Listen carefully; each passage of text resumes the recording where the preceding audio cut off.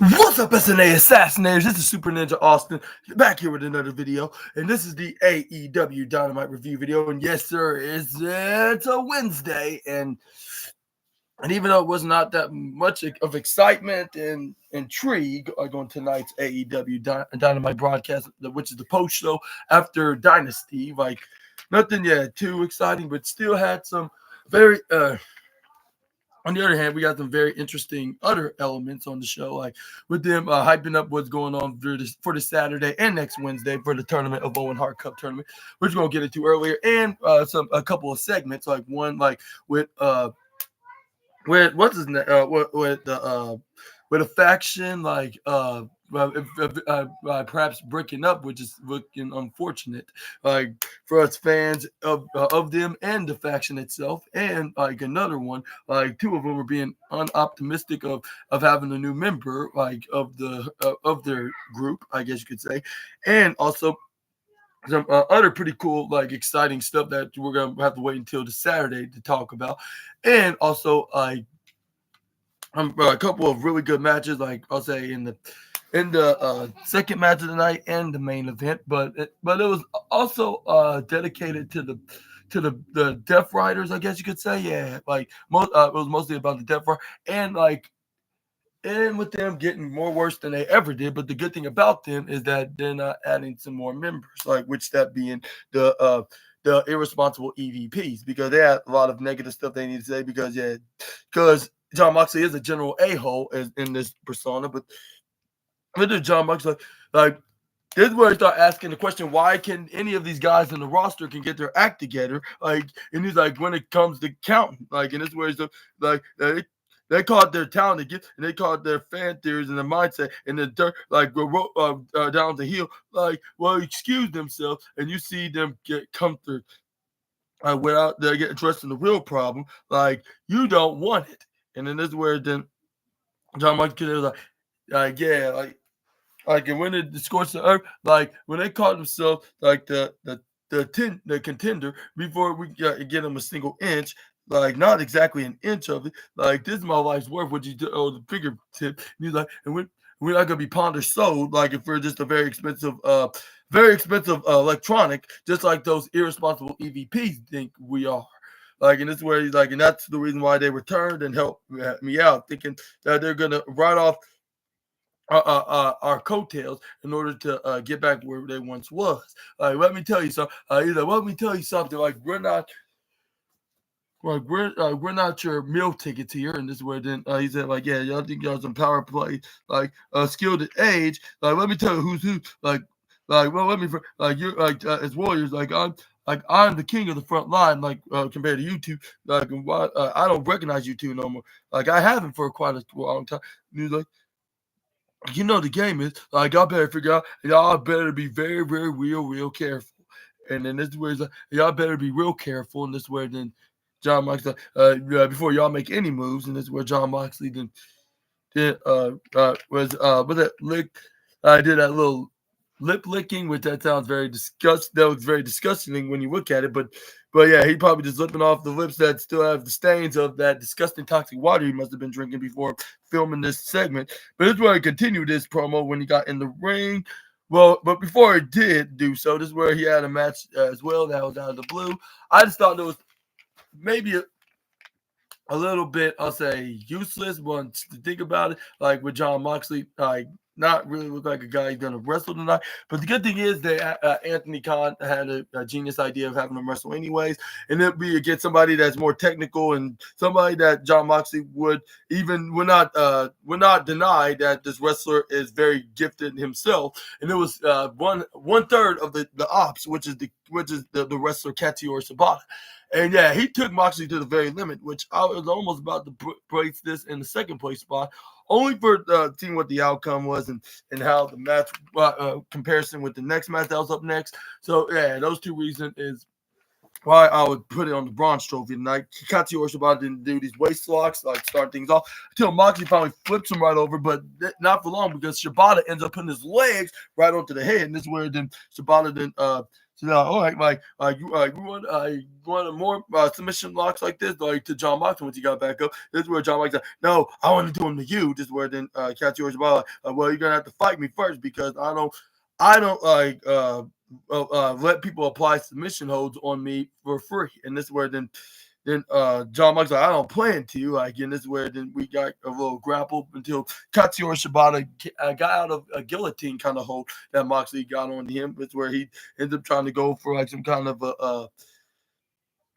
like some sideways lock. I don't know what the move was called because he had one arm underneath the legs of Moxley, and then he had one on the top of his shoulder, like he's about to hit a reverse power slam. But this is where they immediately got back up afterwards. This is where we got, what's his name? This is where we got Katsuyori Shibata in the throw groove for a grapple. This is where we got Moxley, then ends up getting thrown right to the bottom left side. This is where then he started pushing onto there. This is where then we got John Moxley ends up going for a shove right to his face. This is where he ends up getting slapped right into his face by Katsuyori. This is where Katsuyori Shibata, I'm not your pushover or your dummy. Like, so don't be slap me like that. This is where John Moxley struck over knife hits chops. But even for his chops, they were only like about like at the 5th or 6th place spot of the Ring General's envy list, like which nobody's not gonna beat the reigning defending champ Uncle Dax the Axe, like for his shot, like though. But this is where we got. This is where he started going for chops. This is where Shibata just brought right back every time he hits him with a chop. But Shibata was probably like 2 steps ahead of him. He was like probably 4th place on the envy list. Like this is where then until Moxley hits some punches and some boots. And this is where every time he hits him with a boot, like this is where Shibata like might have felt it, but at the same time he did not let him bring him down. And this is where then he was like you have to do harder than that because you kick like your secretary Marina, which he would compared to Moxley is more weaker than what he is right now. Even though he haven't been in the ring with her, well, at least in the wrestling match. But this is where we got this is where we got John Moxley went to the right corner slide. This is where we got Katsuyori Shibata going for some kind of a sweep up STO until he nearly kips up. But this is where he goes for a headlock. Moxley then ends up trying to reverse out of it, but this is where we got Katsuyori Shibata go for an abdominal stretch. This is where we got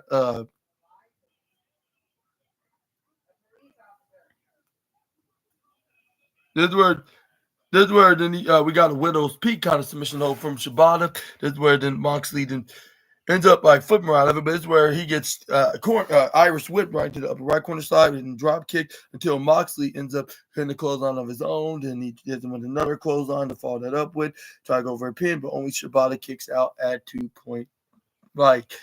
Yeah, this is where then Moxley tried to go for a power driver, try to take a page of Uncle Dax the Axe's playbook, which he was successful amazingly. You would expect that someone like Shibata could counter out of it, but he decided to let him hit it because it seemed like he absorbs the pain and makes himself more stronger with every hit he takes. This is where then he immediately got back up, made him stronger. Like the old saying goes, what may not kill you makes you stronger. His leg swiping kick onto John Moxley. He tried to add onto his arsenal was a sleeper, but John Moxley went for one on his own. This is where then Shibata's like, no way, Moxley. And this is where then he goes for a snapmare, brings him back down, try to go for a sleeper onto AEW's residential hardcore master. This is where then we got. But where he ends up putting him to sleep, though, like once he hit him with the submission. Like that was very quick, even for being like, even though like it was like only a few minute match, but still was quicker than any of John Moxley's matches he had in the past. This is where then we got. This is where before he can even say a word, this is where we got the irresponsible EVPs themselves even came out. This is where then they tried to. This is where they wanted to have something to say to John Moxley, but his secretary Marina Shafir was right in front of him, and this is where then she starts saying like, if you have something to say to Mox, like you could also say it to me, like while I'm right in front of him. That's where John Moxley's like it's all fine, but you guys suck, and this is where he points at them. This is where fans start booing, like which I wouldn't blame Baltimore at this point, like. Because given that they're the worst guys in AEW, probably the things that SNA dislikes about the company at this time, but that doesn't have anything against Anthony Khan or the others that's actually in their right mind.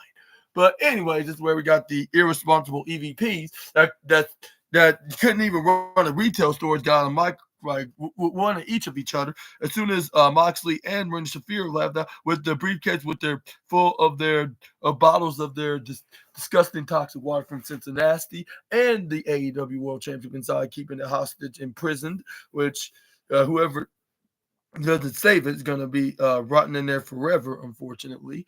But it's where then we got the EVPs then start saying, give it up to our world champion, John Moxley. This is what John Moxley gave a smile. I'm like, hopefully that's not a compliment, and hopefully that there's not some teasing of alliance, which there's ups and downs kind of situation, no pun intended to my boy Simon Miller. And this is where then they tried to make. And this is where we got Nicholas Jackson, I believe, that was on the microphone first, and then said, please give us the respect that we deserve, which is your EVPs. Fans were like, we don't miss, we don't hear. We don't like you this way, and this is where the fans are saying, we may have missed you, but we don't miss you, which you might understand what they mean when they say that. Like they missed them in general as a wrestler, but when it comes to as a character, not quite. But anyways, this is where then he told him to shut the F up, and he did said it that way, because he's trying to avoid swearing, because that's a big hefty fine if you do it irresponsibly. But this is where then Nicholas Jackson was like, everybody's wondering why in the hell that you guys did what you did, why did you cost Swerve the AEW World Championship? And then this way,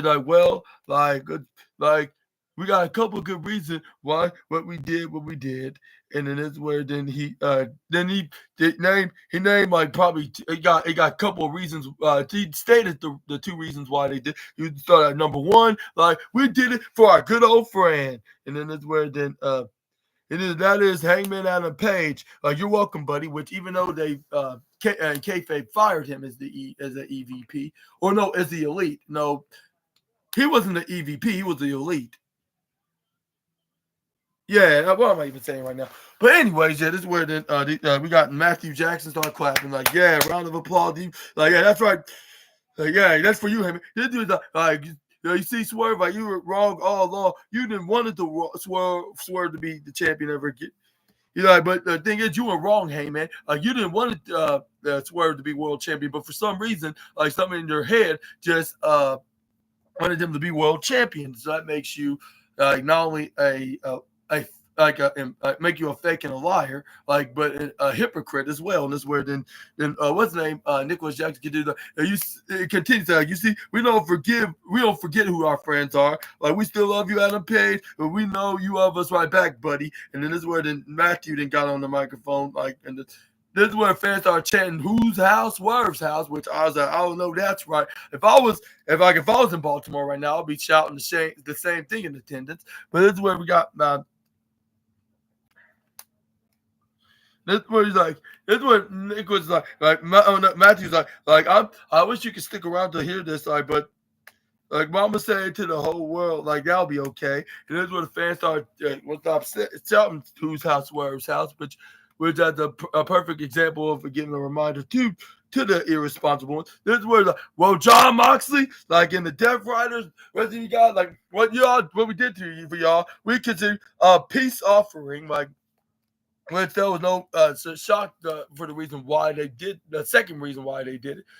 But yeah, unfortunately, yeah, that's very bad news for your boy SNA and the SNA assassinators community, which we do not like anything that this new version of the Elite and the Death Riders are doing right now, because what they're doing is very horrible, toxic, and not to mention humiliating.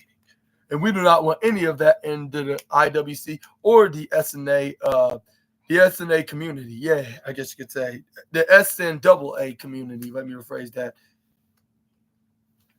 But this was we got no problem with that with us. And we sit it when we came in, sitting at home months and months and months, working at home. We realized looking at what you guys, we just got more in common what you think, Def. I was like, he has a point on that. I can't argue with that, even though not really enthusiastic about what just happened there. But it's where we got that locker room rise to the occasion, just like us.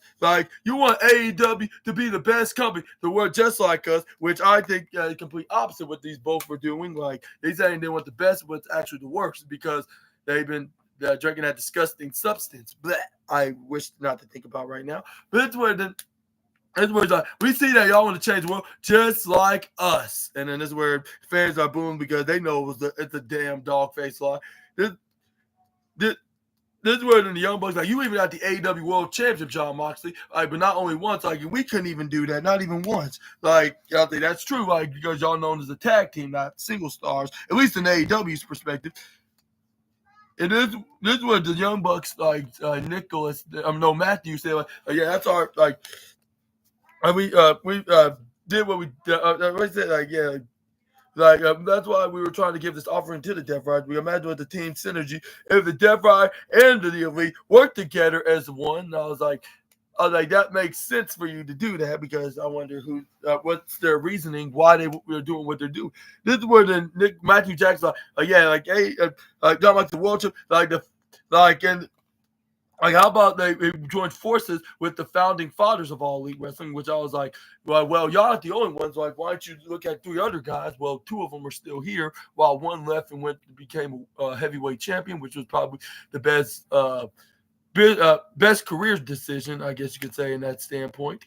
But that'll be a different video for a different day. But this is where Matthew Jackson's like, yeah, how about we discuss a little bit of business, Mox, and then the next thing you know, like we saw somebody coming out, but unfortunately, it was not John Moxley. It was not other than probably a lifelong rival in AEW of his, and that is the other fellow former AEW World Champion and former Elite member and the other EVPs in AEW, and that is Kenny Omega.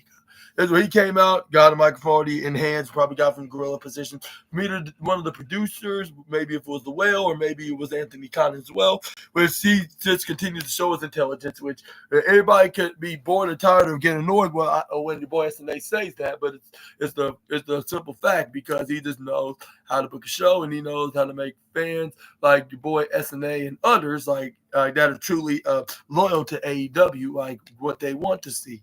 But this is where we got Kenny Omega continues like you're really talking about friends like Moxley and Hangman, right? Like those are friends, like right. But you're talking about like Hangman, like he's still an elite, like in their hearts. Like, but what about me? And I was like, yeah, good point. Kenny Omega, they sure as hell forgot about you. Like, even when you still had diverticulitis, like they haven't given a damn about you. Well, at least in kayfabe, of course. Like, maybe like yeah, on the screen, but off screen they've probably been like way more cooler than they are. We all know that, but this is all the point of wrestling. This is what Kenny Omega's like. Yeah, I don't know when the last time. Actually, I do. Like, and it served me correctly. Like, it's one of my. And this is where it's like it was on the highlights of my diverticulitis, and y'all pushed me into off my stretcher that the paramedics was trying to wheel me in. And like when I was on my way to the hospital, the fans started booing because nobody don't mess with Kenny Omega without getting the retribution that they deserve. This is where Kenny Omega's maybe you forgot about it. Right? And the one thing I did, like right after you did that, like, I forgave you. Like even though I shouldn't have, he was like, and I said first and foremost, he's like, when I was doing this for the legacy and for the safe perspectives of this company of All Elite Wrestling, like, and then not just for myself. And he's like, what we're trying to do here, like, we're trying to bring back the feeling and make wrestling awesome again. And I hate to divert from the story here, but let me tell you guys, like, I used to have this friend back in high school that he had these two shits of dogs. This is where he's like, no, like it don't matter what the kind of type of the dog, like no matter what their breeds are, but they were more yappy as heck, like almost as yappy as you. Like they were ugly or much, but that's all right. But at the end of the day, I'm still an animal lover. Like I still love them. Like I was cool with their owner. And that's where it's like, and when I went to his house to play video games, I guess what they did next, like they dookie right on the floor. I'm like, I see why that you called them some shitty little dogs. Hopefully I didn't say too much of bad mouthing, but not bad mouthing. I mean, I'm not talking trash. Like I'm saying saying the cuss words like or nasty wording, I guess you could say. But anyways, this is where we got this. This is where these like in these two little Shih Tzus, like what sounds like John Cena, and a relative like that I know that in particular would say like when they make a joke about Shih Tzus. But anyway, what I just said, the guy that's a former that's a former world champion that's tied with the with AEW's very own Nature Boy. But anyways, this was that more Dookie was just collecting right on the floor, like in the stains left behind it. Like they were getting more evident and more pungent. Like I had to say, like get a towel. Like maybe we could move this over to my room. And this was that's a lot like what you guys are doing. Like without me around, like was like. That's how it like with that comparison, like with you guys, like that's like you, like when I wasn't around AEW, y'all had like a crappy stain that was dropped right directly in the center of the ring since he's been gone, like with the illness that he suffered. But it's where the former AEW World Champion and continue on this promo, but with the this is where our fans started shouting for Dookie. And this is where it's like, not to mention, I want to not to forget, like last time I saw you in AEW, like y'all were straightening up some documents, like that's supposed to be some kind of a big and quitting feeling, like that y'all do. Like guys here in Baltimore, I'm surprised right here tonight, like right now, we all know how these guys live. Like we all know how they operate. Like they love bragging about their earnings. They love also bragging about their money. They be bragging about like of taking their private jets, and they've been tearing their receipts like off the chair, like when you put your match right in the bed, like and then you get ready to what's it called? You pose on your OnlyFans account. This is where then the fans are like, oh, you just went far right there, but who cares at this point? Like it's for people that deserve it. This is where Kenny Omega's like, but despite what you do, it don't matter. But the part that matters, the part that pisses me off, like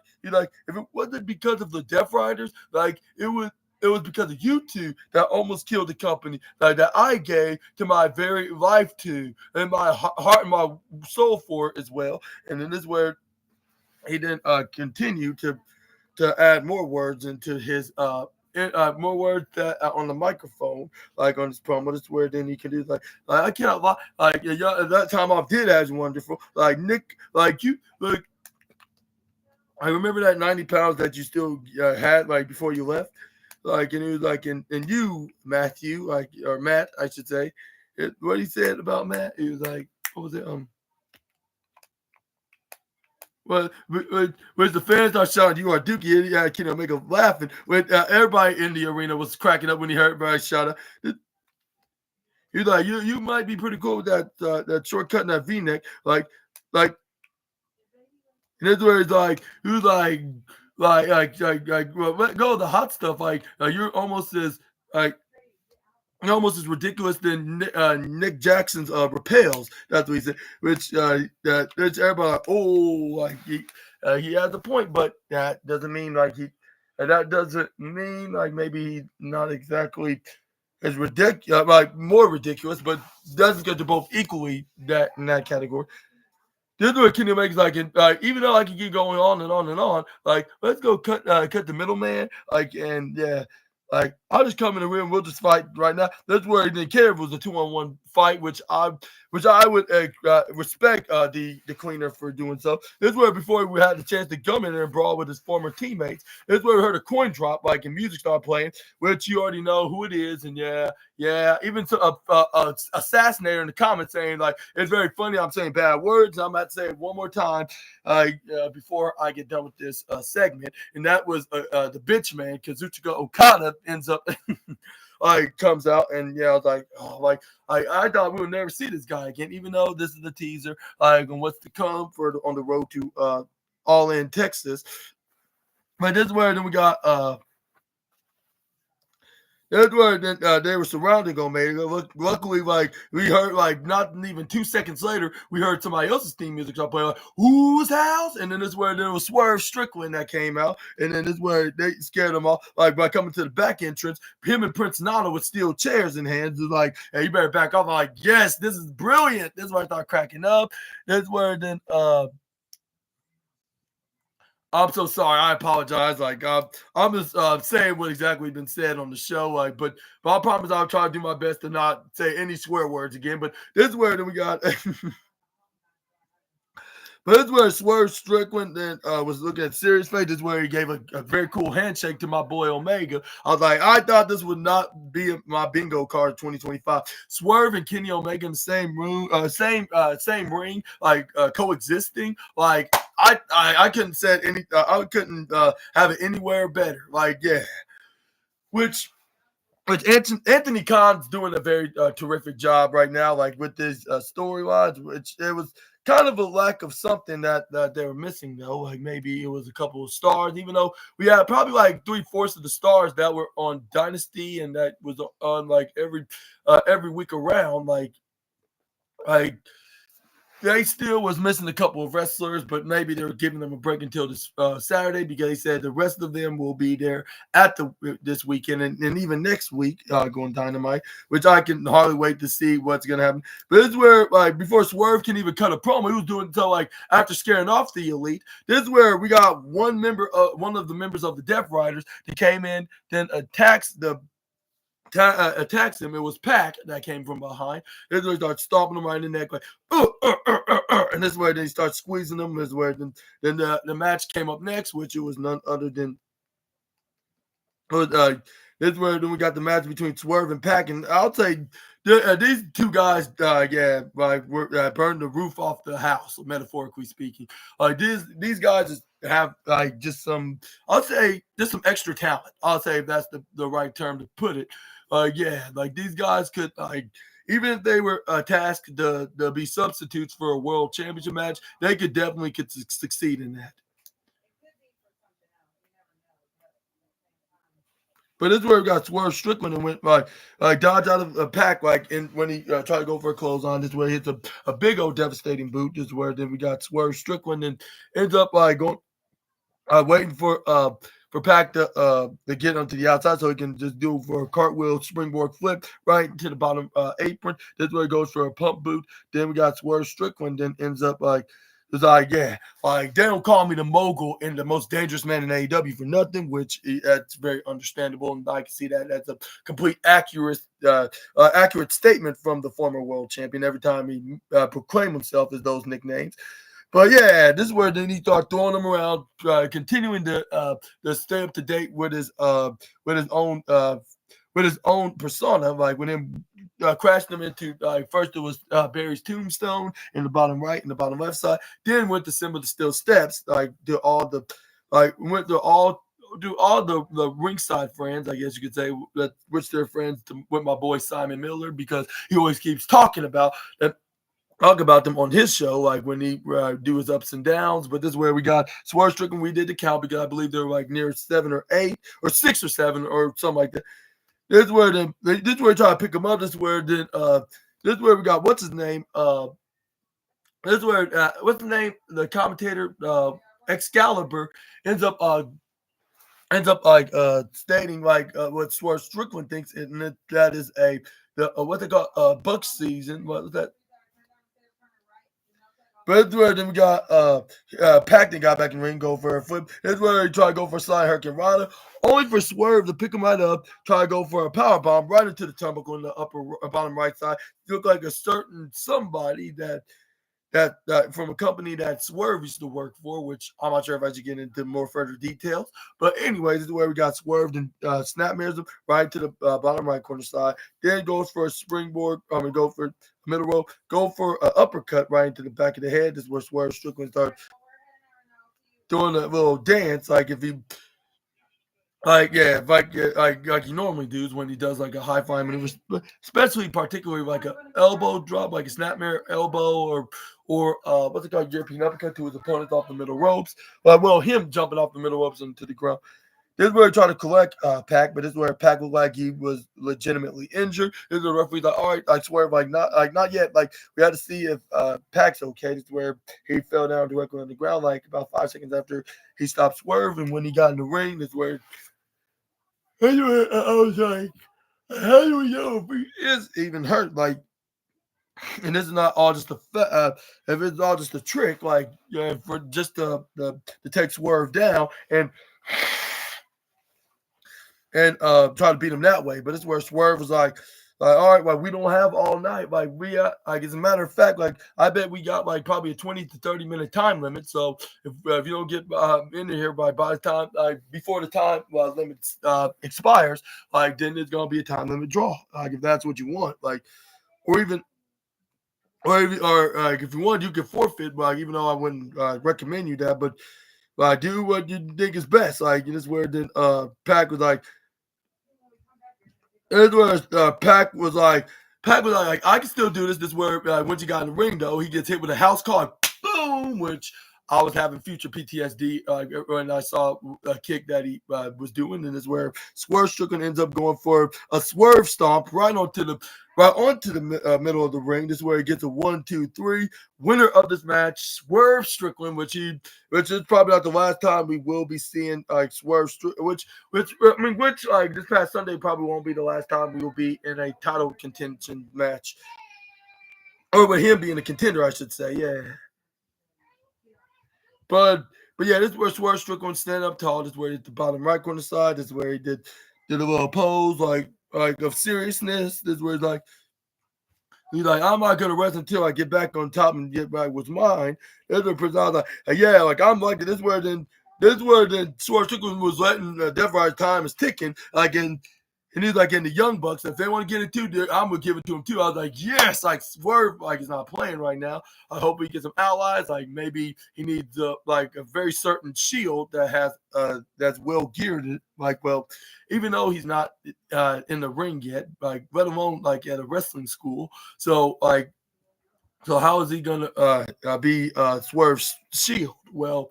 Let's hope that there's a few he still lasts in the next. I'll say I don't know, perhaps 5 to 10 years, like, and that's when it could be a perfect time that you see a certain assassinator, like, will make it in the squared circle and then become Swerve's little ally, I guess you could say, in some capacity. But what are your thoughts on to Swerve Strickland, like in this feud with the Young Bucks? I want to ask you this real quickly, which is very odd, but at the same time, it does make sense. Maybe easy for me to say because I always like badmouth the Young Bucks and Jon Moxley, but for good reasoning, that is.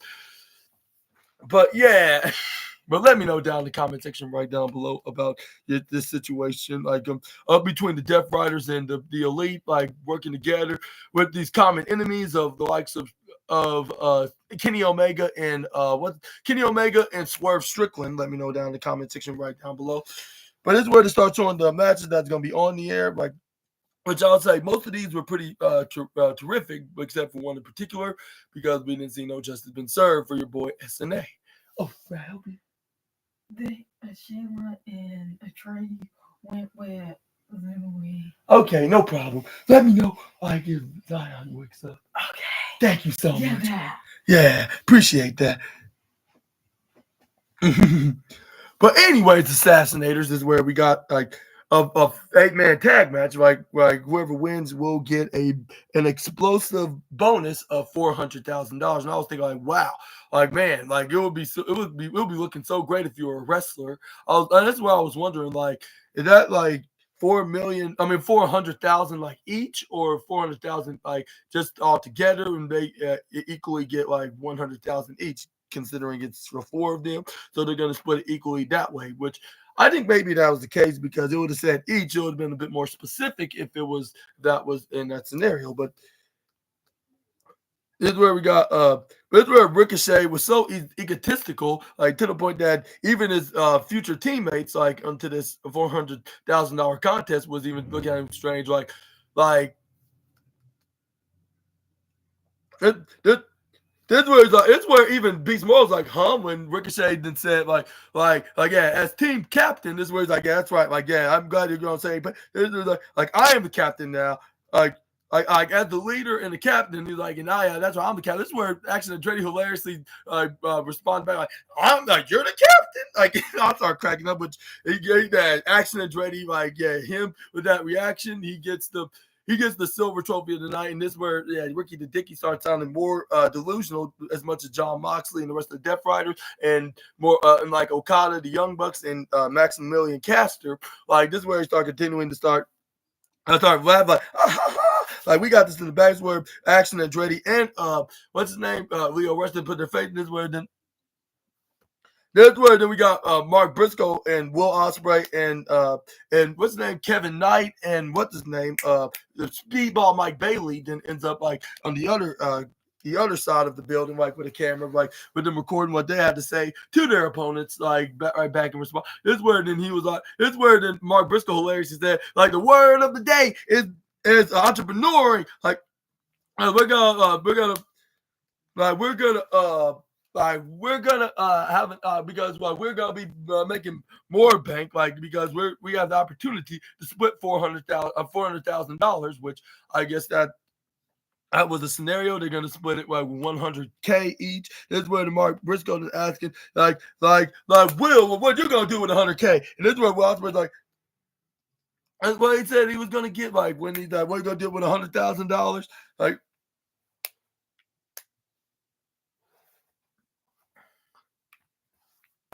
What was it? I think it was Disney World that Will Ospreay said. Like if he just won the Super Bowl, well, they say Disneyland. Like someone like my boy Patrick Mahomes would say, like, I'm going to Disneyland. But yeah, like this is where he said he's gonna go to Disney World. Maybe he's gonna be taking his stepson and his wife, I believe, to there, like as a family. This is where then he asked me about my baby, what are you gonna do? He's like, I'm gonna buy myself some shoes. This is where it was, but yeah, that's right. This was like Kevin.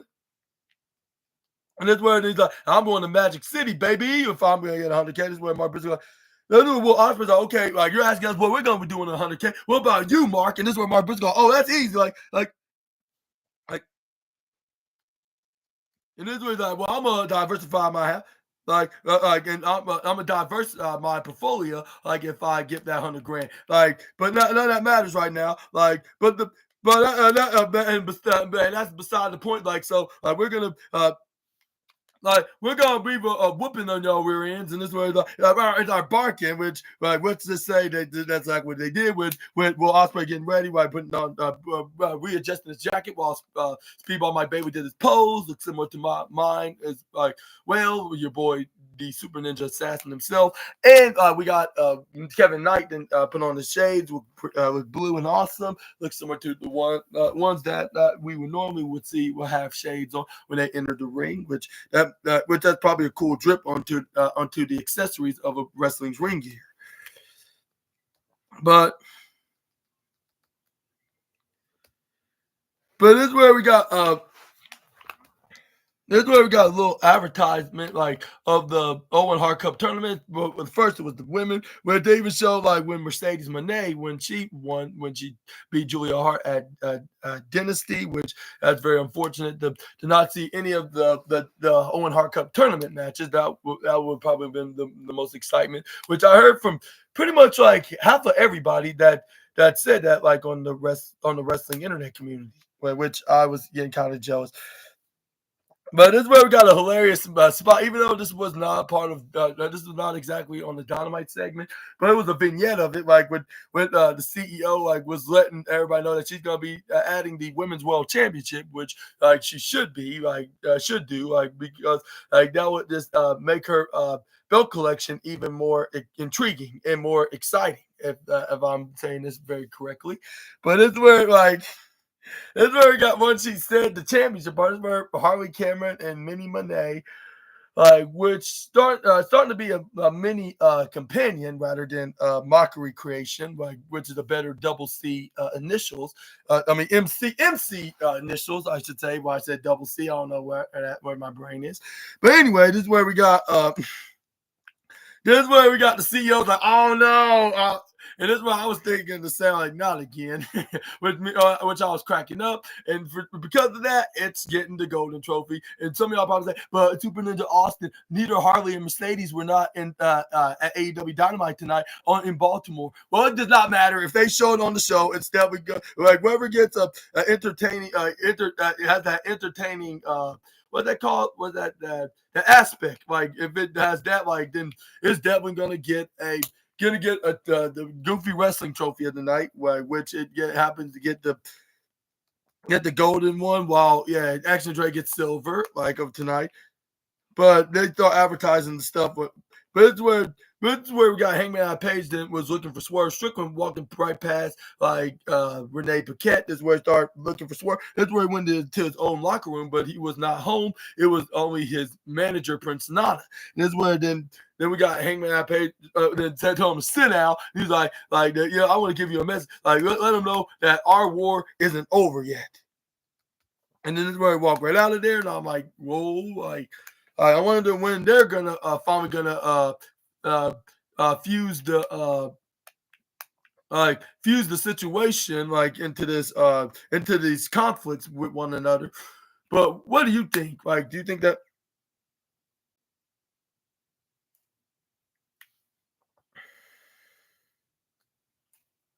This is where we got This is where then we got the explosive 8-man tag team $400,000 match. Like this is where then this match probably deserves the bronze trophy of the night, if you ask me, because these guys just know how to. They just put on like I'll say a quadruplet clinic right here, if that's the right term to put it. And I know some of y'all probably not really like multi-man or tag team matches, like in this manner, of course. But Anthony Khan is, and so is your boy SNA. So I'm just gonna add it right here on the podcast, saying this deserves a bronze trophy in the night, as long as there's nothing boring about it. I guess it's definitely gonna be mentioned here on the SNA podcast. But anyways, this is where we got this is where we start off. No, it was Speedball Mike Bailey and then Ricky the Dicky. Then we kind of teased that it looked like about to be the two, but it's where it ends up shoulder tagging in Beast Mortos. This was like, no, I'm not ready yet. Like I'm gonna let somebody get an early start. Like which is you, Beast. And this is where he ends up going for it. Like this is where he tried to go for the tag, but Speedball Mike Bailey ducked out of his clothes. Go for a slide when he came right back from the left side, leapfrog from the right, then go for a reverse leap. This is where then he goes for a kip up, hits a sliding Hurricane Rana, only for Mortals to pick him up, try to go for a pop-up, but this is where he tried to go for clothesline. But this is where we got Speedball Mike Bailey, slides right into the ropes like if he's your boy SNA on 2K24, hit the sliding Hurricane Rana, then he gets tagged in. This is where Ricky the Dicky tried to tag himself back in the match, only for Speedball Mike Bailey got quickly back up. I may have been born on the day, but it wasn't yesterday. Don't try to run up to me and try to attack me. This is where try to run up and attack me. Like I don't do none of that. Is where he ends up tagging in. Who was it? Who it was? Action Andretti, if I'm saying, or was it Leo Rush? This is where Will Ospreay's like, all right, tag me in, bruv. And this is where then we got Speedball Mike Bailey tags in the aerial assassin, and this is where he was face to face with the man of the hour, Leo Rush. This is where Action Dre trying to come in. This is where he's like, nice try. I see what you were trying to do. But you're not gonna fool me. This is where they start. This is where he was getting doubled, if not triple team. Like when what's his name, the referee Rick Knox, that was calling the match, like was getting distracted by Kevin Knight, was it? By which I understand why he was being distracted with him when he was not even doing the thing. Like, and I can see what everybody's talking about referees. They must be either blind or have some weird hearing, like because like that or some kind of selective hearing, I should say. This is where we got.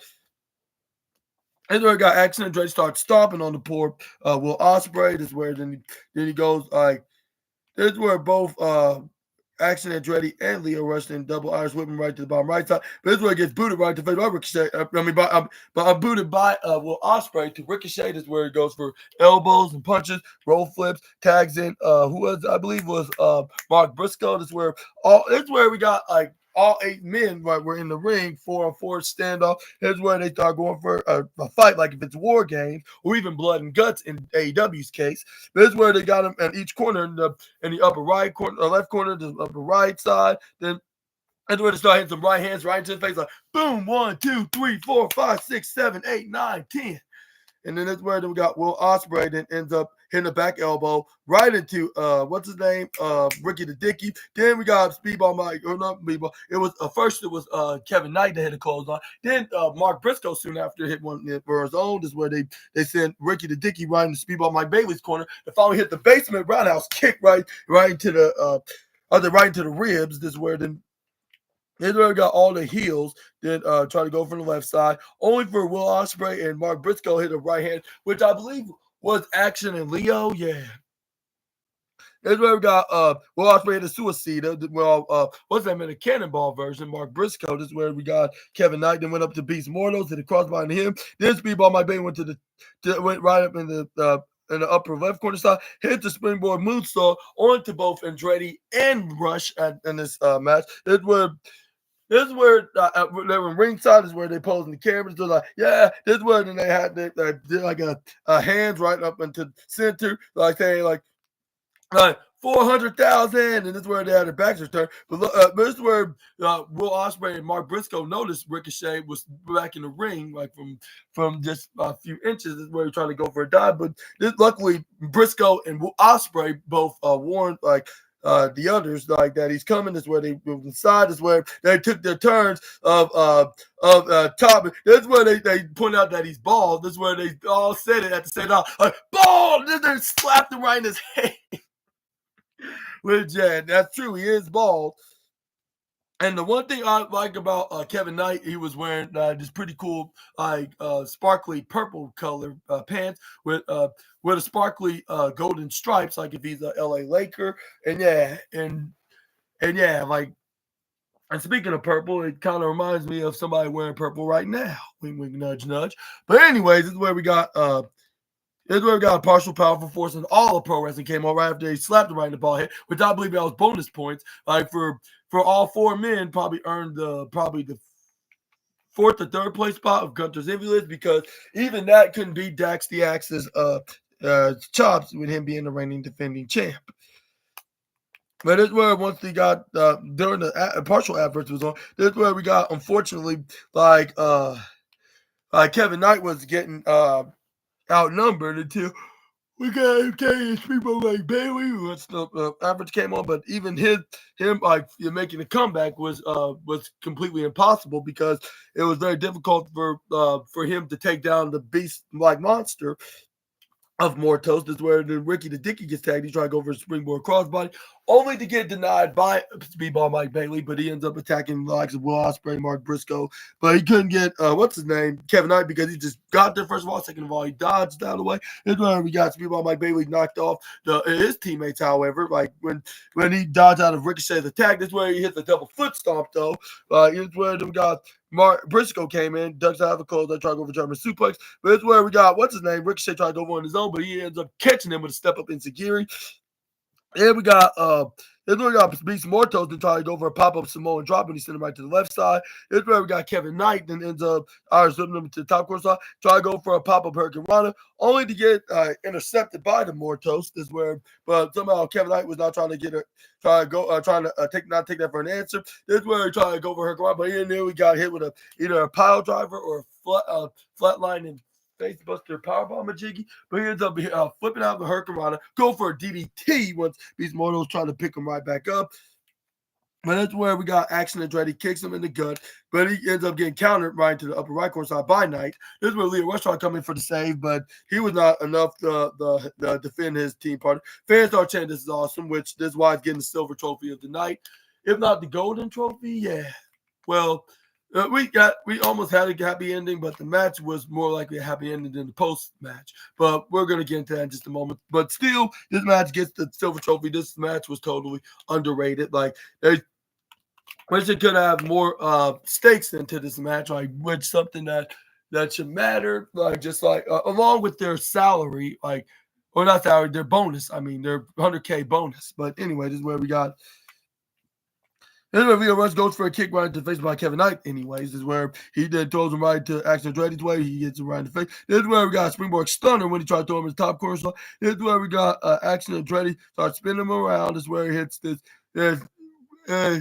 neck breaker, vertebra breaker, kind reverse fireman's carry. That's where we got Errol Saxon. Will Ospreay then try to go for a hidden blade, only to get dodged, but he gets.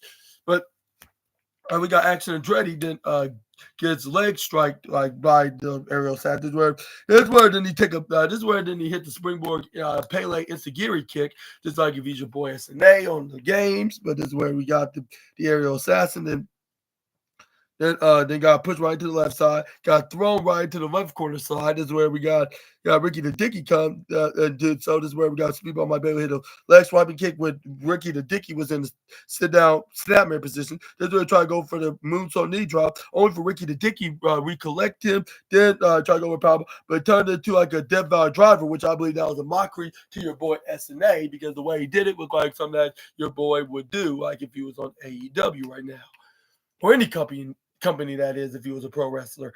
But I don't give him approval for that. And I'm going to say that's strike one for Ricky the Dicky for doing so. But this is where he tried to go for one, tried to go for two. But luckily, Speedball Mike Bailey got the shoulders up at 2.8. Even though, like, yeah, that does kind of sounds self-centered or some sort. But hey, like, you understand exactly where I'm coming from about this man. And here we go. Mark Briscoe comes in, close on the Dicky out of the ring at the right corner side. Then he tried to go for attack right onto what's his name? What was it?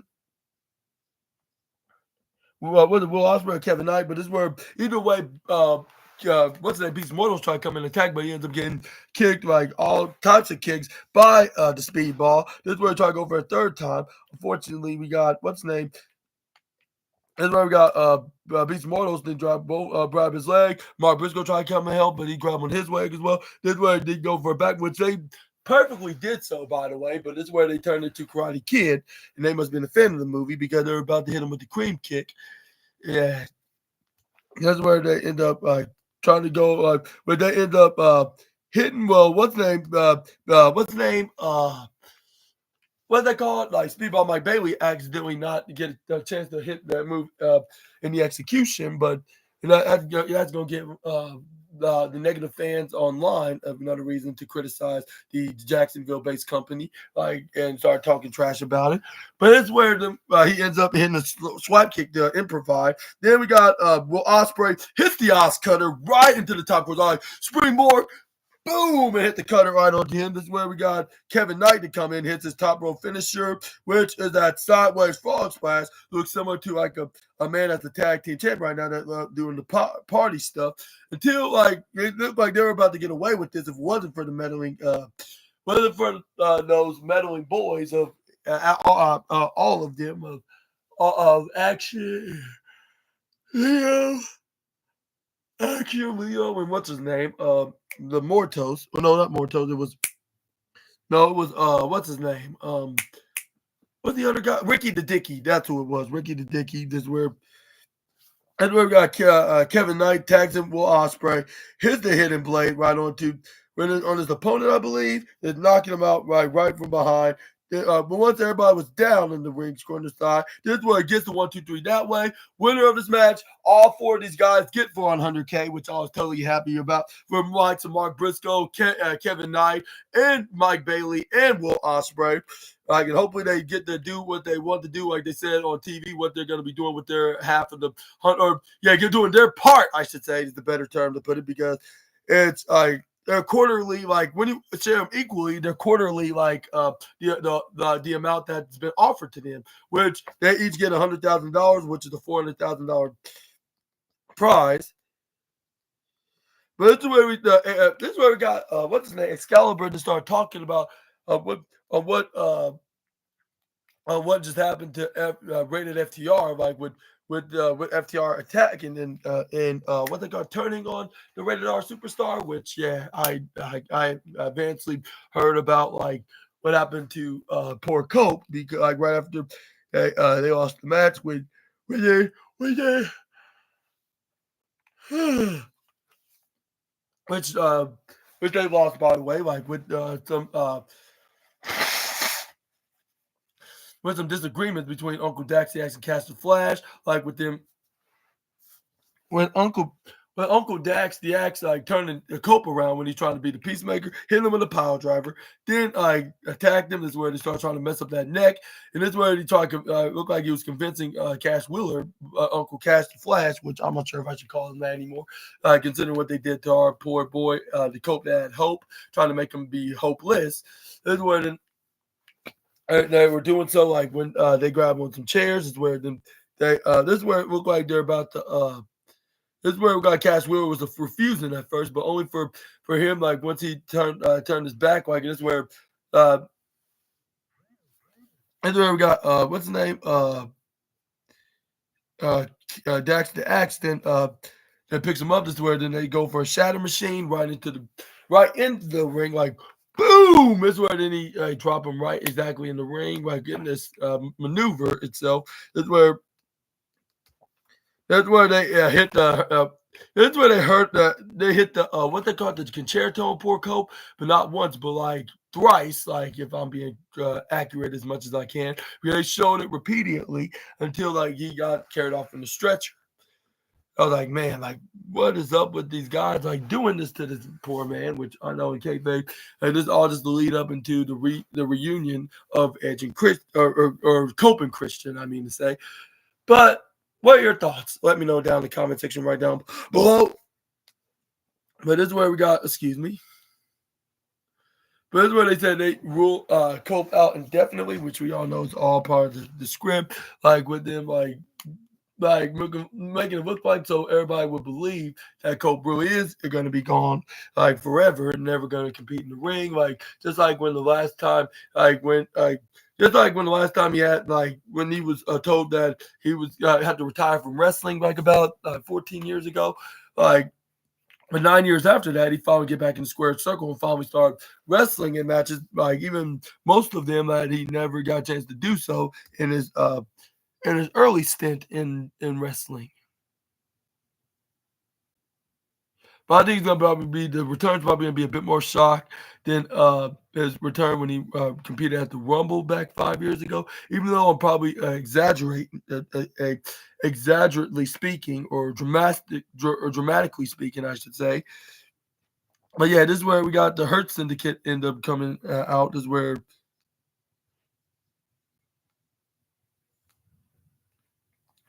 This is where we got the.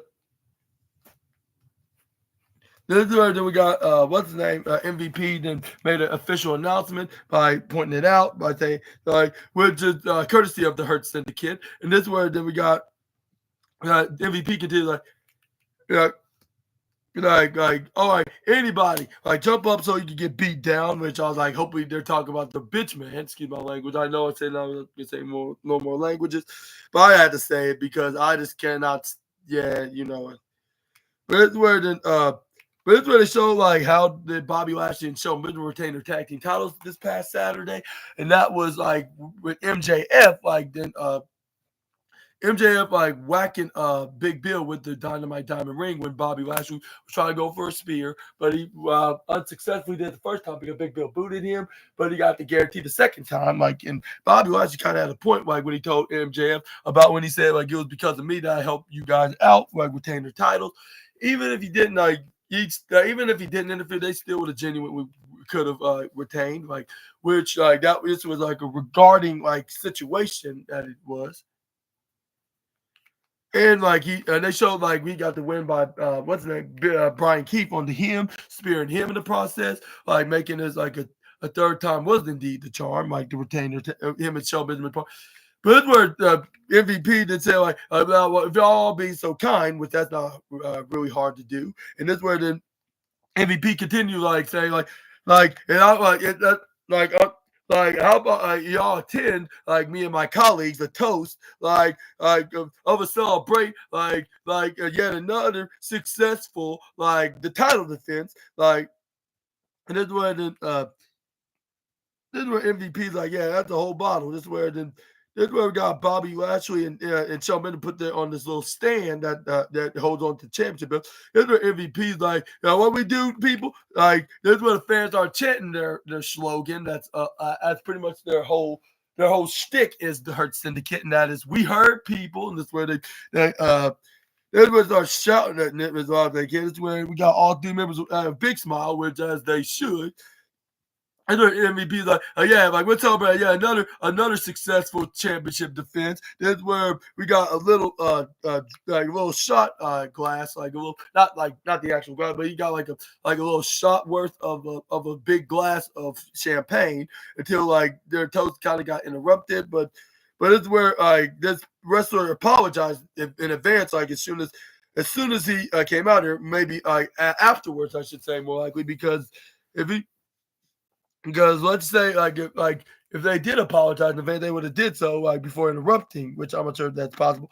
But it was none of the MJF. This where and the MJF is like, hey everybody, like it's where them Shelton Benjamin then little clap is where he went right next to Shelton Benjamin. This is where MVP like, okay, like if as long as he feels comfortable, like that's all it counts. Like and then Bobby Lashley was not convinced, though, however, because given his MJF's track record, like when him associated with somebody, it,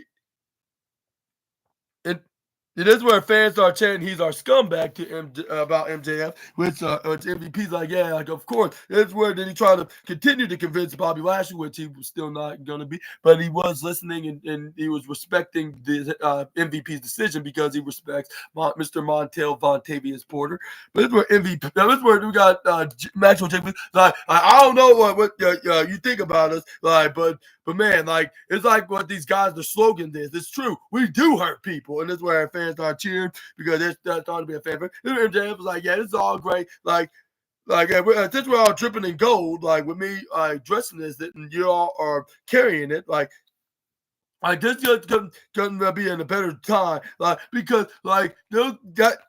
Because that freaking Mark Anthony Khan, like he wanted me to like the one put me in the Owen Hart Cup tournament, like the nerve of the guy, like put me in the tournament, like for a championship that I already been like in for the longest that is, and he was like, yeah, can you believe him? This is where I was like well, like yeah, it's nothing wrong with having a disagreement about this, but like I wouldn't go by far by saying that was I wouldn't think that's ridiculous or very or like an awful move. Well, I'll say I'm not sure what to say about that, but even if that MJF on there, like it wouldn't be not really much of a problem if you ask me, because it's not like you have to be like a newcomer or never have to held the AEW World Championship in order to be in the tournament.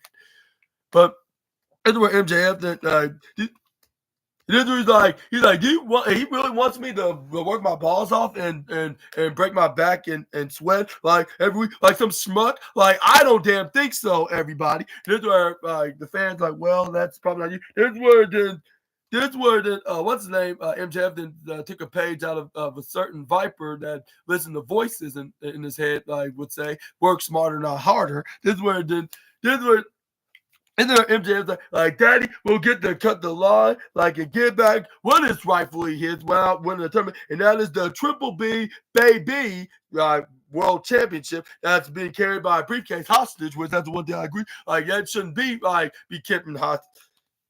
Especially when it comes to what's it called, when it comes to championship gold. This is where the MJF's like, yeah, this is what the business is all about. Like I scratch you guys' back, like I help retain y'all's tag title, because let's face it, without my help, and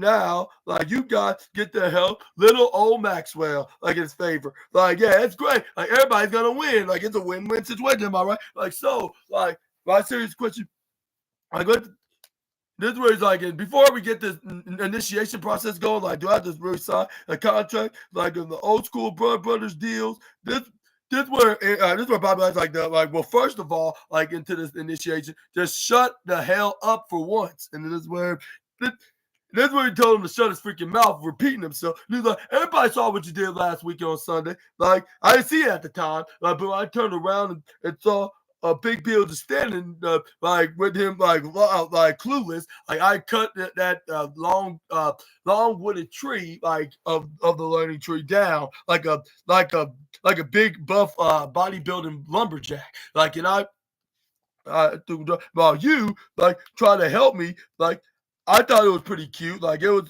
very awesome, but you didn't get the full job done, like because And he's like, yeah, that's another reason, like, that we don't need you, like, because, like, you didn't completely help us. This is where the MJF then is like, and it's all cool when MVP try to be like a peacemaker. This was because first of all, I don't like the way you speaking to me and pointing at me as well. This is where then Bobby Lashley argue right back saying like, oh, well, I don't like you raising your voice at me, and this is where they start getting to the argument. This is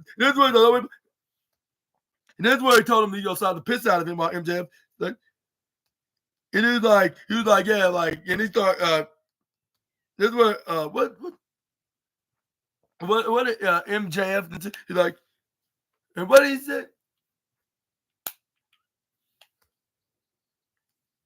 And this is where he's like, and this is where then.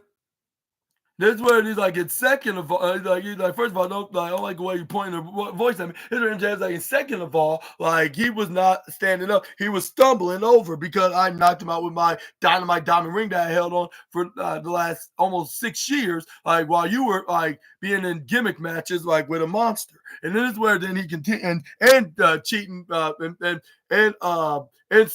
and like having affairs with married women, like, or something like that, because you love them women, like that big foreheaded Lithuanian said. And then this is where then Bobby Lashley like now why you gonna talk to me like that? And this is where then he's like, what are you like? What are you gonna do now, big back Bob? And this is where he started shouting MJF, and this is where luckily Shelton Benjamin and what the MVP tried to be the peacemaker, trying to break things up, like whoa, like yo. Like, hey, like, just calm it down. That's where then MVP's like, just chill, Bob. And this is where Bobby was like, yeah, you better not, like, regret my choice. And this is where then MVP, like, that's the spirit. And this is where Shelton Benjamin like, okay, like, yeah, you need to calm down. Do what Shelton Benjamin saying. He was like, and that's where the MVP like, oh, cool off for a second. Like, so, like, just give it a second, all right? And this where he's like, all right, Max, like, you know how I feel about you. We go way back, like, for you, you know. Like, and you two, and you two, Shelton and Bobby, like, you know, like, I know, like, we go way back with Maxwell, like, well, you can hurt, you can join her syndicate, like, you have to get, only for, like, we need to get 3 thumbs up from the group itself, like, if we're gonna be joining in. That's where them.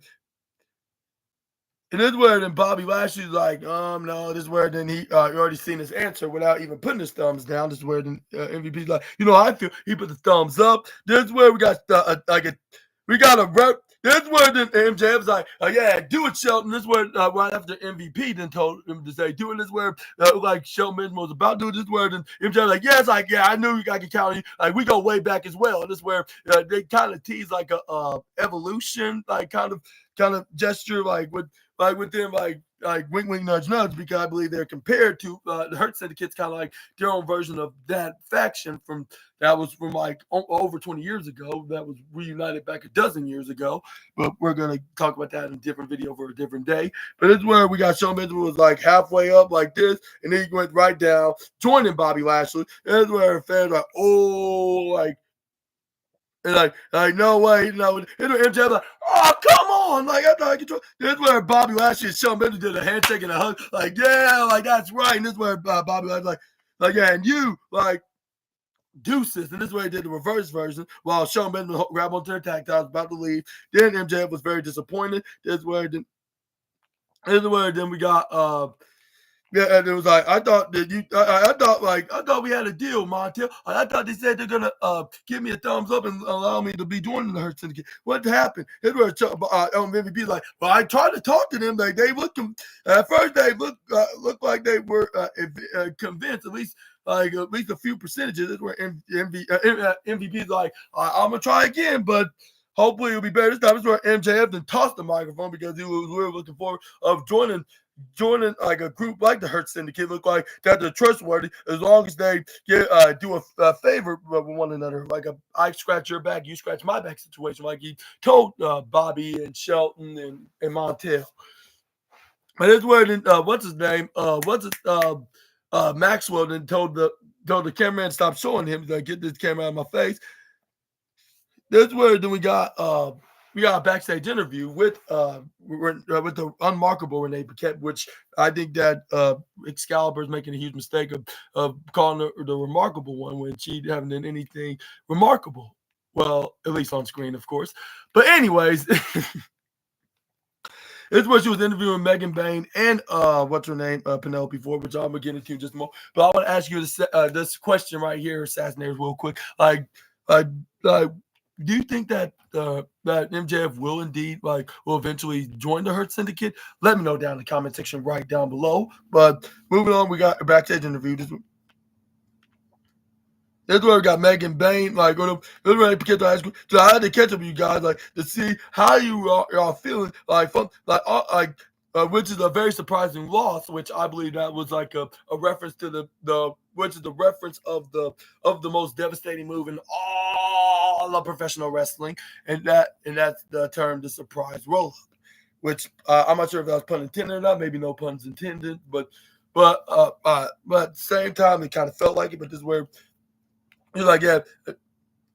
Here's where she was like, I'm not sure how you're feeling after Dynasty. This is where we got Penelope Ford and reassured her that there's no effect from that loss. She was like, that was just nothing but a taste, but a defeat. But it doesn't change nothing of the dominant build of the dominance that's been built by that would stand for what's her name of Megan Bain or the goddess of the Megasis, I should refer her as.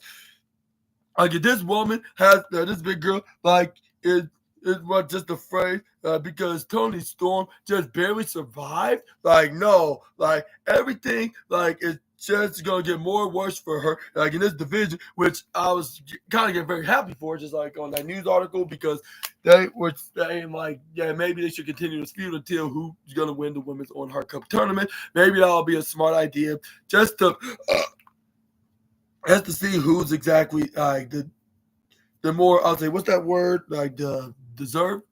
I'll say maybe deserving who's the worthy which they could do a little showdown maybe you could do add no DQ stipulation and they'll show that Tony Storm is not a weakling when it comes to fighting Megan she could get extreme and be the bigger overed woman more than Megan has turned to be. But we're just gonna have to wait and see, if that is indeed the case, in the next month or so from now. If they do book some kind of a no DQ type of stipulated contest between these two in a rematch for the Women's World Championship in AEW, of course. But under Penelope Ford, she's she said she's not gonna stop and she's gonna continue this Saturday because yes sir ma'am, she's gonna have a match in Columbus and she don't care who or how many women that she's gonna fight. This is where Megan Bain's let me speak on this one. This was I will make you bow down to me, which I believe that's gonna be something that she's not gonna get requested because everybody's not gonna me bowing down to her unless if it's somebody that she knows or somebody that loves her or whatever the situation is. I hate to break it to the Megasis, but yeah, that's what's gonna be that's the case right here. And also, I told this is where then they start showing the replay. Showing the images on what's gonna be happening on this Saturday's collision. It's going to be Brody King versus Konosuke Takeshita in a what's it called match in a Owen Hart Cup tournament match. While what's his name? Who else is in the tournament?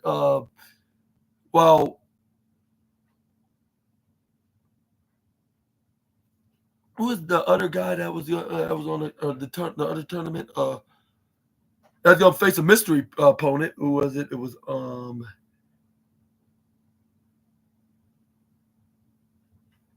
I think it was Jeff Jarrett, was it? Yeah, Jeff Jarrett. But yeah, it was them, and then it was Harvey Cameron taking on Athena, and then what's her name? Harvey Cameron versus Athena, and what's her name? Jamie Hayter versus Billy Starks. Billy Starks, that's who it was. That's gonna be fighting on this Saturday's AEW Collision, and whoever wins between between Starks and what's her name? Starks and what's her name? Athena will be taking on either Thunder Rosa or Kristen Statlander, which that's the matchup next I'm going to be talking about.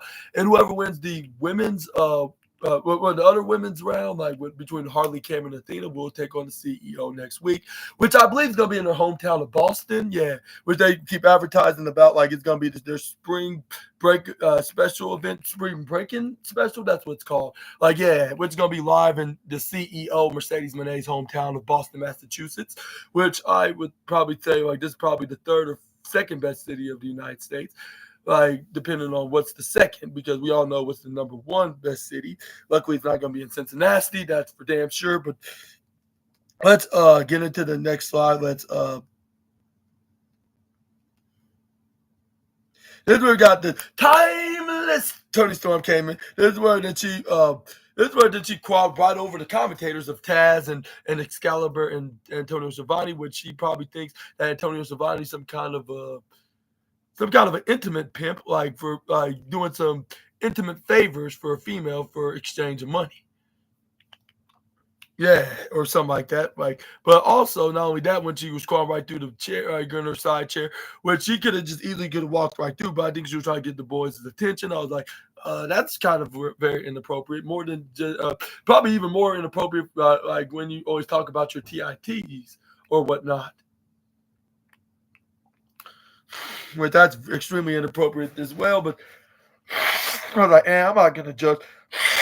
I just hope that she's not making Juice Robinson jealous when she does that. But it's where then she let Taz know like what did he felt like from time with Tony Storm, like from her from her pants, and this is where she was like, "It's my keys, you damn pervert," or "You little or something. Which I believe that was a little nod to that scene on what that Bring It On, like which I believe was the third sequel, like on like which I forget the name of it, but it's like the leading cheerleader told the security guard like when she went to this new high school where she was like when he was when she was in the metal detector, just where the metal detector was going off when she was down below her pants, is where she pulled it out of her pocket, saying, like, "It's my keys, you perv." But I believe everybody in the IWC was going to be talking about that. Like, that was a very perfect punchline from the Timeless One. But this is where we got once Thunder Rosa came out, and once he did, this is where we got Timeless Tony wouldn't stop saying that like they're an excellent team as the Thunder TITs, like which I guess that makes sense when it has T's in it, which I understand what's up with the T parts. But like maybe they have, which I was wondering, like, what does Thunder TITs mean? Maybe they have the most like I'll say the most storming cleavage, I guess you could say. This is where then we got Thunder Rosa then put out a very brilliant sign from a brilliant fan by saying women's wrestling is alive and well, which I was like, yeah, that's definitely accurate. Like for this company and that company that has that's from Stanford, which it's been booked, which with their head booker is this is probably the utter genius of his company, like just like Anthony Khan is with AEW. This Paul guy, I believe, I think his name is Paul. Yeah. But we're gonna get into that for a different video for a different day. Yeah, like I want to say thank you, Anthony, and thank you, Paul, for entertaining Super Ninja Austin, but not only him, but also like all the fans like that watches wrestling every single week, like whether it's AEW or that company in particular, which I'm gonna talk about probably on Friday. But anyways, this is where we got Kristen, then ends up getting in the ring. Then this is where we got the match started. This is where we got start going at it. This is where we got Kristen Statler won this battle of the grapple by shoulder tackling the Meta former women's champion. This is where we got what's her name? Kristen Statler hit a European uppercut right to the upper right corner side, but she ends up getting super kicked right to the face by boot in the face by Thunder Rosa. This is where she's like I am the legit Meta. This is where she go for a drop kick, but only for Kristen to move out of the way. Now this is where she went right to the top corner. This is where she tried to go for a springboard elbow drop by. Boom! And this is where then we got Thunder Rosa, then ends up moving out of the way, go to the bottom corner side, hits a middle drop kick, knocking out the former TBS championship.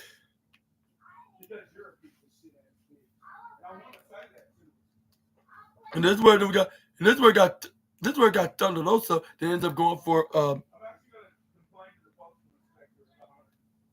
this is where they got what they call a leg drop onto onto Kristen Statlander.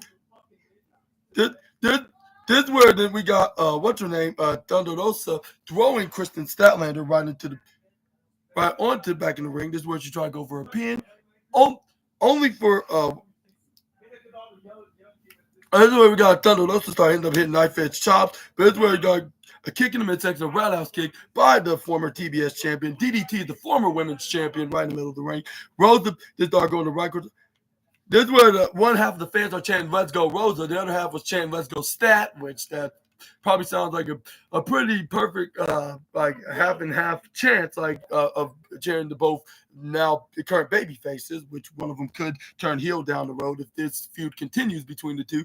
Like considering last Saturday we seen them nearly got into a very fisting altercation with them shoving and slapping each other, like from last week's collision from a backstage face-to-face interview.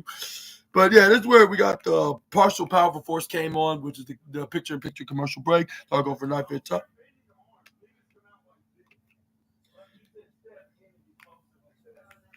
This is where then we got Thunder Rosa and hit the double hand chop right into the shoulders.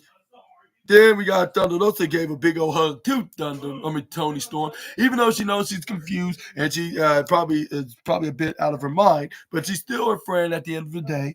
But this is where she got Kristen Statlander back in the ring, but unfortunately she ends up getting intercepted into a sidewalk backbreaker by the self-proclaimed born-again Kristen or whatever she wants to call herself. This is where she gets thrown right to the bottom right corner side. And then once they got done with the partial adverts, is where Thunder Rosa started getting back on top when she kicked right in the midsection, then started going for like a wheelbarrow kind of type maneuver, which ends up getting immediately intercepted by Statlander with a blue thunder bomb, which I believe which she was probably arguing with Simon Miller, right, for two reasons. Why? Because one, that move absolutely sucks, and second of all, he knew that his best friend Thunder Rosa was going to kick out of it. But anyways, this is where we got which it was like a 2.8. Statlander couldn't even believe it. Then she tried to go for a finishing maneuver, which we all know is the Saturday Night Fever. That's what she called it. Thunder Rosa counter out it, super kicks her in the face. This is where then we got Thunder Rosa to try to go for this what they call that packaged what's it, backdrop maneuver, like package power driver, only for Thunder to ends up getting countering by Statlander, picks her up, try to go for this type of falling woman's carry. This is where we got go for a clothesline, only for Rosa then try to hit her with a Mexican destroyer, which it's originally and generically called the Canadian Destroyer, but this is where she tried to go for a pin. This is where Thunder Rosa couldn't believe it when she got when what's her name, Kristen got both shoulders up, like which it was kind of like a desperate times comes desperate measures kind of situation, which it was like 999, making sure that she does not take the L, like and move on to take on either whoever wins this Saturday between Billy Starks and Jamie Hayter on the left side. Because on the right side, we got Mercedes Moné, and then we got Athena and Harley Cameron, which Harley Cameron and Athena is going to be on the right side of the tournament. But this is where we got Rosa, then ends up trying to go pick up picks up Chris Statlander. This is where she's like, now I'm finally get the guarantee maneuver. With her saying like, finally I'm gonna do the move, which she ends up hitting a running knee, which maybe perhaps she should have did that little package maneuver, but Thunder Rosa immediately gets denied with a kick out, which proved my theory right because she kicked out at 2.7. This is where then she starts screaming like, "Come on, stay down!" And this is where Thunder Rosa then ends up trying to hit another maneuver, but ends up keep getting formed. And that's why she said something in Spanish, which I can understand because once she said it in faster, and even if she did it slower, it probably would have been confusing what she's been saying. Maybe I should be taking some Spanish lessons. Like, well, I'm maybe not that. That's not the only language I should be learning.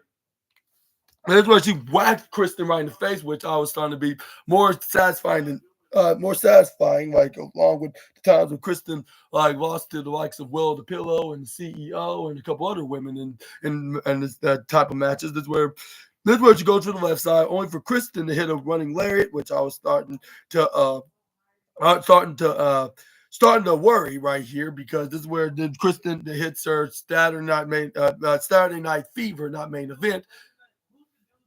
Which my instincts were right because Kristen got the 1, 2, 3, and I'm like, oh boy, like no, and yeah, Kristen Statlander is your winner, and like yeah, she's gonna be facing either Billy Stark or Jamie Hayter in the semifinals, depending on who's gonna win the Saturday. But let me know in the comments below do you think is going to win on Saturday, and what are your thoughts on this match?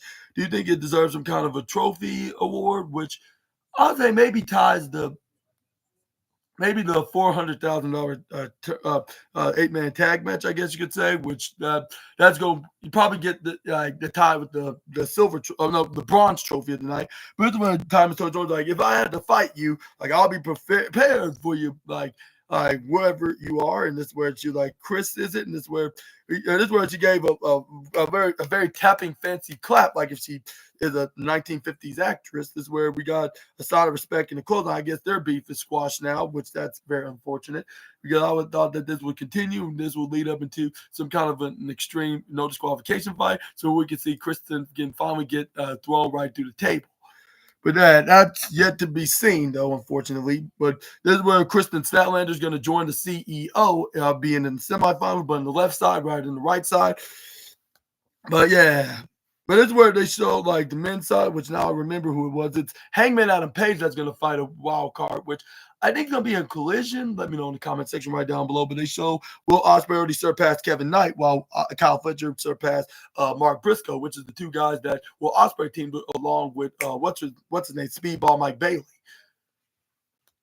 But yeah, they wrestle at Dynasty. They got those you got that one. Like now we got Brody King, Konosuke Takeshita, and Hangman Adam Page, and a wild card mystery opponent for him. Start things off with. But this is where we got Donald Callis was brought about that both Kyle Fletcher and Konosuke Takeshita is going to surpass like in the beginner in when Kyle Fletcher was already already got his win at the pay-per-view of AEW Dynasty, like which he's already in. He's going to face either Hangman Adam Page or a mystery guy that beats the Hangman, depending on what the scenario is. Like I'm about to say, like maybe it could be Christopher Daniels, but then again, like they said, regardless, Christopher Daniels done. Like he's not getting back in the squared circle, so that's always going to be ruled out. But this is where I was like, oh boy, not this guy. It's already bad enough. We've seen Kristen won the second first round match of the women's Owen Hart Cup tournament. But yeah, this is where the Donald Cal started bragging, which I was like why the hell are you even doing this? Like, why are you even here? You bald headed galumphallop, which I'm not sure what the hell that is. I think that's like a fictional monster from the Strawberry Shortcake series. But anyways, yeah, he kind of looked like one if there were such thing as one. They looked very hideous and ugly, like this guy that has a bald head and that wear these shades thinking he's cool or whatnot, which it's the complete opposite. But yeah. But yeah, he just looks. I just think, in my opinion, he looks like a tall, more fully bald version of a wise man that's in the other show that we always talk about here on the SNA podcast as well. But anyway, this is where we got Donald Cowles is like, yeah. It's like this is where it's like, and this sad happens again. Like we got to tell, like we're in the ring, like. Yeah, he became the alpha, like with him holding two belts, like in two different promotions, like here in AEW and New Japan Pro Wrestling, as the international champion in AEW and the never openweight champion in New Japan. And this was like, we got these two guys like Kyle and Konosuke. Like, not only they have their first name starts with the letter K, but they're two young guys in their 20s that are gonna get the biggest achievement of their lives. Like, you realize this is not for. Like, what if they do fight each other in the finals? Which it's kind of hypothetical right now, like because like I believe even if Konosuke Takeshita does defeat Brody King, he has Will Ospreay to worry about, the same guy that he dethroned for the international championship, which I believe the aerial assassin is probably begging to be him so he can get his revenge on him in the shape or form of getting an upgraded opportunity for the AEW World Championship, and then. And I think that Kyle Fletcher probably will get in the finals, but only for him to take the L by his former mentor and best friend, Will Ospreay. But let me know in the comments below who's your prediction on who's going to be winning the men's Owen Hart Cup tournament along with the women's. Which I got two predictions, one for the men and one for the women, which y'all probably already know by now. And so far it's looking so good since AEW Dynasty when they won their respective matches. But anyways, we got the next match that's on the card. But before we do talk about this, where we got another thing that was. This is where we got another thing that we could talk about from Dynasty that happened that was fortunate. We uh, got the current TNT champion, now current TNT champion, my boy Adam Cole, baby. And I was like, yeah, like this is really great that we have like two of the mid-carders, like mid-card champions that represent the channels of TNT and TBS are the champions, and they happen to be SNA's favorites since they were wrestling over at the opposite company, like which I always keep preferring as because it's their competition. But anyways, this is where we got that's where Kyle O'Reilly referred himself as they are the elite of the elite, and they are the just of they collect moments after moments, which that's true. Like for the last probably like almost damn near a decade, they have been doing that. Whether if they were at that place or the Ring of Honor, like before AEW was even existed, or even Anthony Khan had any idea of purchasing the promotion. But anyway, this is where we got this where the Roderick Strong's like what he said like that's where Roderick Strong just said he's like yeah what he said. This is where we got well oh yeah Roderick Strong said like yeah speaking of the moments that you mentioned Kyle like I think it's about time that we have our moments. And this is where Adam Colden, agreed and let Roddy know that they will have their moment when that time is right. He's like, because excellence, not just defined by your successes, like it's excellence by defined how you handle your failures. And then for the past 2 years, he's been through hell and back, like, and they were doing the most challenging years, like not just because of his career, but also his life as well. And he's like, and he's standing before anybody of the face of the TNT, which that's very fortunate for us fans of the wrestling company that have their broadcasting channels on TNT along with TBS, just like we have just like the same with the face of the TBS division. But this is what Adam Cole's like, and yeah, trust me when I tell you, this is just the start of just the three of us, because it's a new era here in All Elite Wrestling, because we are the paradigm. And I was like, when the last time we when was the last time they called themselves the Paradigm? Like it was when Bobby Fish was still there, but like where Roderick Strong wasn't there yet because he was still on still in the developmental brand's company, yeah, or the company's developmental system until like probably a year or so later he finally made his debut on AEW, which that's a different conversation for a different day. But it's where Adam Cole said his iconic line that he said like when he was over at that exact same company, say that is undisputed, which he's starting to say these days, like which. For some reason back a couple years ago, the irresponsible EVPs not want Bobby Fish to say it, but they'll allow Adam to say, well, that's because Adam Cole was not around him. That's a good reason. But it's where we got almost a depressing segment like about the learning tree because let's say we got a tease of a split because this is where we got Chris Jericho came out. This is where then he like that call for his students, like the two students, like in proteges that he's been working with, and that is Redwood Big Bill and Bad Apple Brian Keith. This is where and then Chris Jericho like, yeah, I lost. Like, there's no excuse like for me to like I lost my title at Dynasty, and I know that's very disappointing to me. Like, I have to give credit where credit is due for Bandito. Like, and congratulations to you. Like, you really pulled it off. You finally defeated me after the last 10,546 times of trying. Like, it really paid off. And then this is where then Chris Jericho continues like yeah, after months and months of conflict of after trying to overcome the greatest one of the greatest pro wrestlers in the world, which is me, of course. Like not trying to be self-centered here. Like he's but like Bandito was Ventura at the end of the day. He won the title. He saved his mask and thanks to, of course, assisted by his intrusive siblings and his stooge and a crybaby of a mother. That's what he referred to her as. And then this where then he's like, but I get it. Like, yeah. like he got his family and I got mine. And this where then he called him out, which was Big Bill and Brian Keith, which when they showed them their names on the Titantron screen, half and half, Big Bill on the left, Brian Keith on the right with their name, because yeah, Bill's the what they call the redwood, while Keith was the bad apple.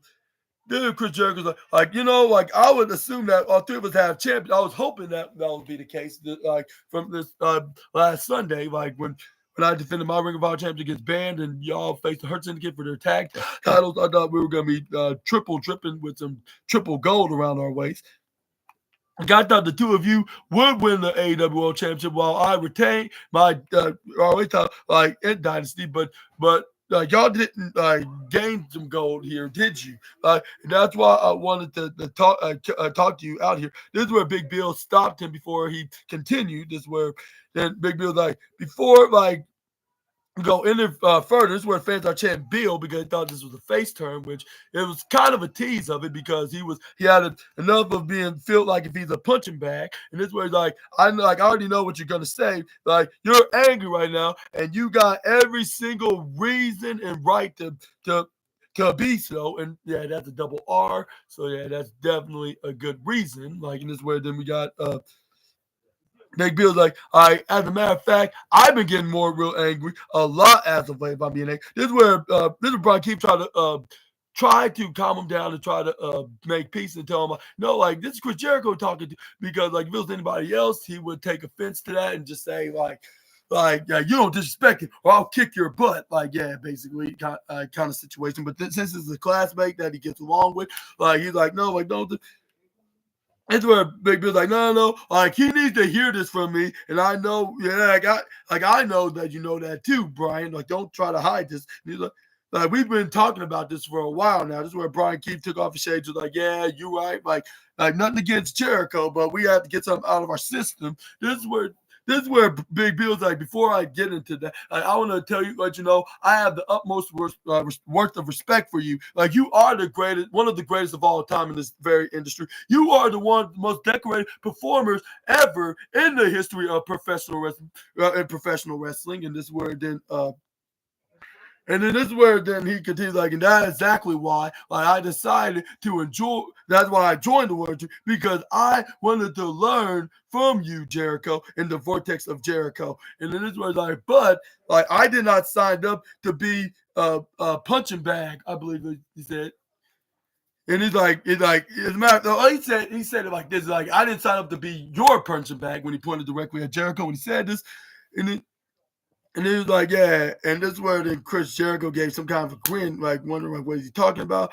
This is where Big Bill's like, so if we're out here, so you can just teach us something, like by all means, like go ahead, like I'm not gonna stop, like go ahead and teach, but it's like, but if it's for like a berating reason, like of trying to publicly humiliate us, like then let me know right now before you like sneakily do it, like to be real, like so I can get out of here and leave and quit this quit this session of the learning tree or something like that, or like yeah this or drop out of this learning tree program, I guess you could say, like in kayfabe, that is, I should say, and when it comes to the what's it called? When it comes to them making this like some type of a Jericho school grounds or some shape or form, but it's where he's like, and Brian feels the same exact way. Isn't that right, Brian? This is where he gave him a little nod, like saying, like, yeah, despite him having lots of respect too. This is where Chris Jericho's like you don't, you don't feel the same, do you, Brian? This is where then he asked him, like, do you? And this is where Brian keeps.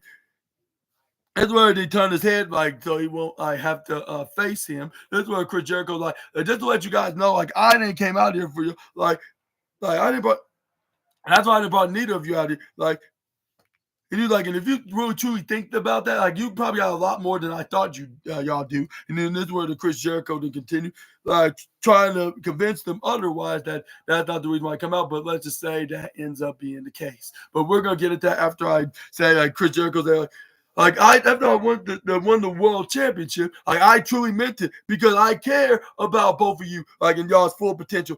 I handpicked both of you personally, like to stand by me, to teach you guys, to help you guys, and believe me, like I don't have to. And this where it's like to be honest, like nobody don't have to help me, and to be honest, like I don't have to worry about helping nobody, like teaching them to reach their full potential in this very sport. And then this is where Chris Jericho's like, okay, like let me tell you right now, this is like you got some potential, like your future world champ, y'all two are future world champions, and that's why your victories are my victories as well. Which I was like, I'm not sure how that's logical, but at the same time, he has a point.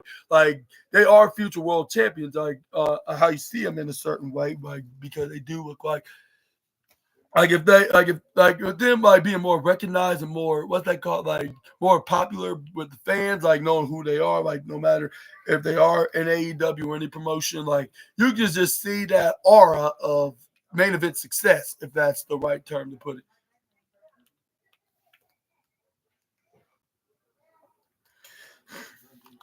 And this is where Chris Jericho's like, and then they're like, yeah, like, I'm not mad, but I lost that match when he raised his voice at what's the name at Big Bill.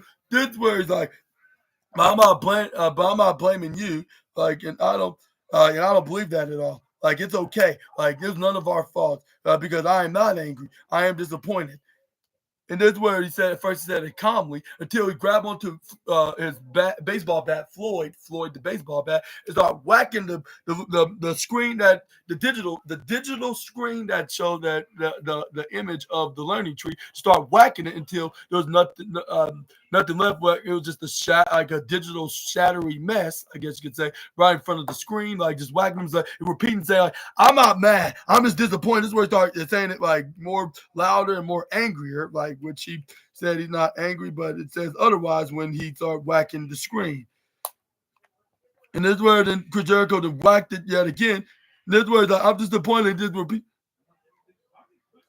And this is where he's like, and I'm so effing disappointed. This is where he said, like when he looked directly at Big Bill, this is where then, and I think he said something to Big Bill. He's like, and this is where then Antonio Savani said a very convincing line saying like you better apologize right now, like if I was you, which I was like, yeah, maybe for the best, but yeah, Chris Jericho probably went a bit too far. This is where then he went right into the Edward, and he went right out of the ring, saying like, "I'm a like." This is where he's like, you know what? Like, I'm just gonna leave and just take a break. And he's like, and when I come back here, like, I hope like things will be better, which I think that they will, but without them being as a trio. And what are your thoughts on this beginning of the tease of a split? Do you, but yeah, like, what are your thoughts onto this little? But what are your thoughts onto this little teaser? Do you think this was necessary to start the teasing, or do you think that the teasing should have lead up into an actual split exactly the same night they started? Let me know down in the comment section right down below about that as well. Assassinators. This is where we got Anthony Bowen to start.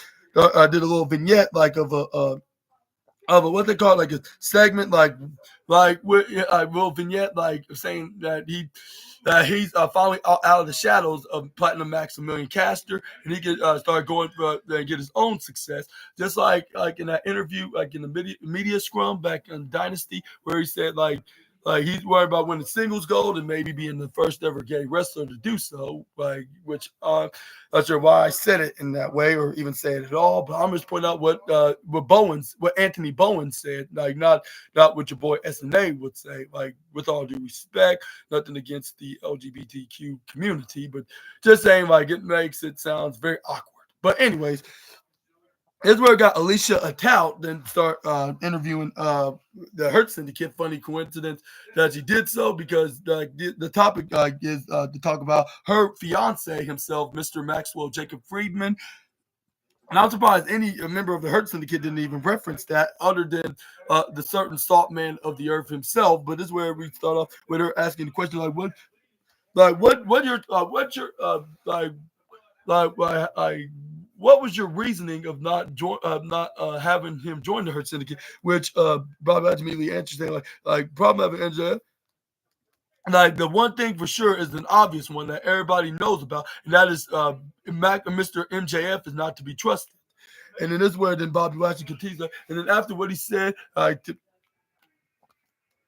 and that's where he's like, and the way he just said it and tried to brag that he was the reason why we retain our tag title, like it just like showed a sign that I just don't like him, like with a passion and him with me professionally, personally, like, but quite frankly, we don't need him. And this is where Shelton Benjamin agreed to, like, yeah, exactly, like, we don't need him, Mont, and this is where like we don't need anybody in that matter, like, but he's like, but I gotta admit, like Mr. Little Max is a bit funny, which Bobby Lashley was very annoyed about hearing that. This is where like, oh, like this is where Shelton Benjamin was like, okay, I'm gonna calm him down. Like I'm gonna be this is where MVP like, yeah, right now we were trying to think what we're gonna do. This is where we heard a big old knock, which I don't know how he got there at the same time when Bobby and Shelton was just leaving. This is where then MJF then rudely told his future wife to go. He was like, "This is a very important AB conversation right now, honey. So if I you like what." Like, why don't you get your skank ass out of here? This is where then he pointed out the door. This is where a talent like, okay, this is where he did a little funny gesture, which I'm not sure if I should mention it on YouTube right now because it's not my business, because that's what married couples do. Like, but anyways, this is where we got MJF then say like I'm so sorry you had to see that, Montel. Like this was like, but I'm gonna be honest with you. Like may I ask you a question right now? Like, and this is where MVP's like, yeah, like go ahead. And this is where MJF then asks like, yo, like, like, why am I getting treated poorly? This is where then MVP's like, what's your point? And this is where then MJF is like I'm like, why am I getting? And he's like, how come I'm being treated like some punk bitch like that just like that this guy that don't respect the hell out of me, like, and they don't know, and they act like if they don't know who the hell I am, like I'm freaking MJF, which I apologize for the bad languages again, but that's exactly what Mr. Maxwell Jacob Friedman said. This is where then Montel Fontaine, rest assured, like I know, like that's like where you're wrong right there. We know exactly who you are. Like, yeah, you are. Your reputation procedure is like, but now this is business. Like we're businessmen, and we're doing business. Like you find before you assume that they don't want you around, you got to find out what they actually will want. Like, and that's when you get, and then if you give it, and that's when you give it to them. That's when they respond back to you, like out of trust and out of out of like of out of trust and out of doing ourselves a favor.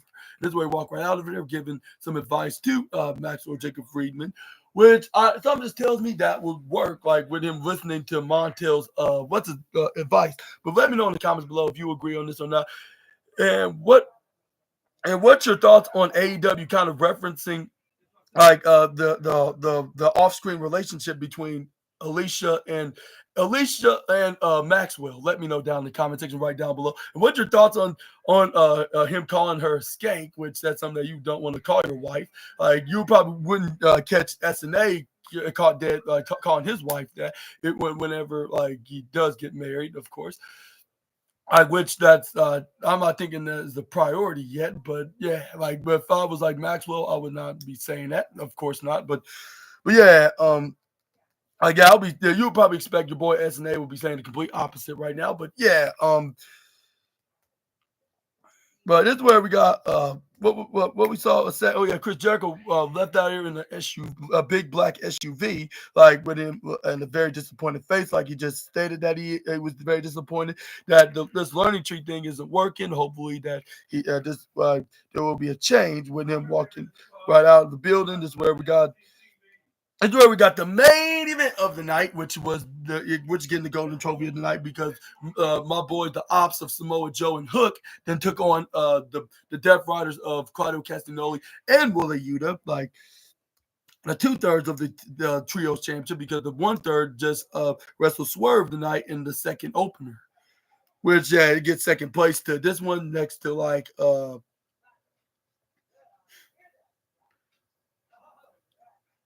yeah, second place of the night. Yeah, But this is where we got Willie Yuta trying to go for a waist lock on the Samoan submission machine. But this is where he goes for a wrist lock. This is where we got.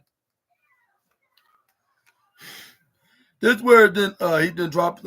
This is where Samoa Joe drops down Willie Yuta right in the ground. This is where we got Willie Yuta counters wrist lock on his own. This is where he tried to go for a wrist lock. But there was so much difficulty because Samoa Joe weighs damn near 300 pounds. This is where then he just fell flat on his back. This is where then we got him trying to go for a forearm strike. Samoa Joe's like, you really think that's going to knock me out? This is where he's like, but it did make me angry. So I was going to show how to hit harder, like and not hit like a little female puppy. And this is where then And then this where then Samoa Joe then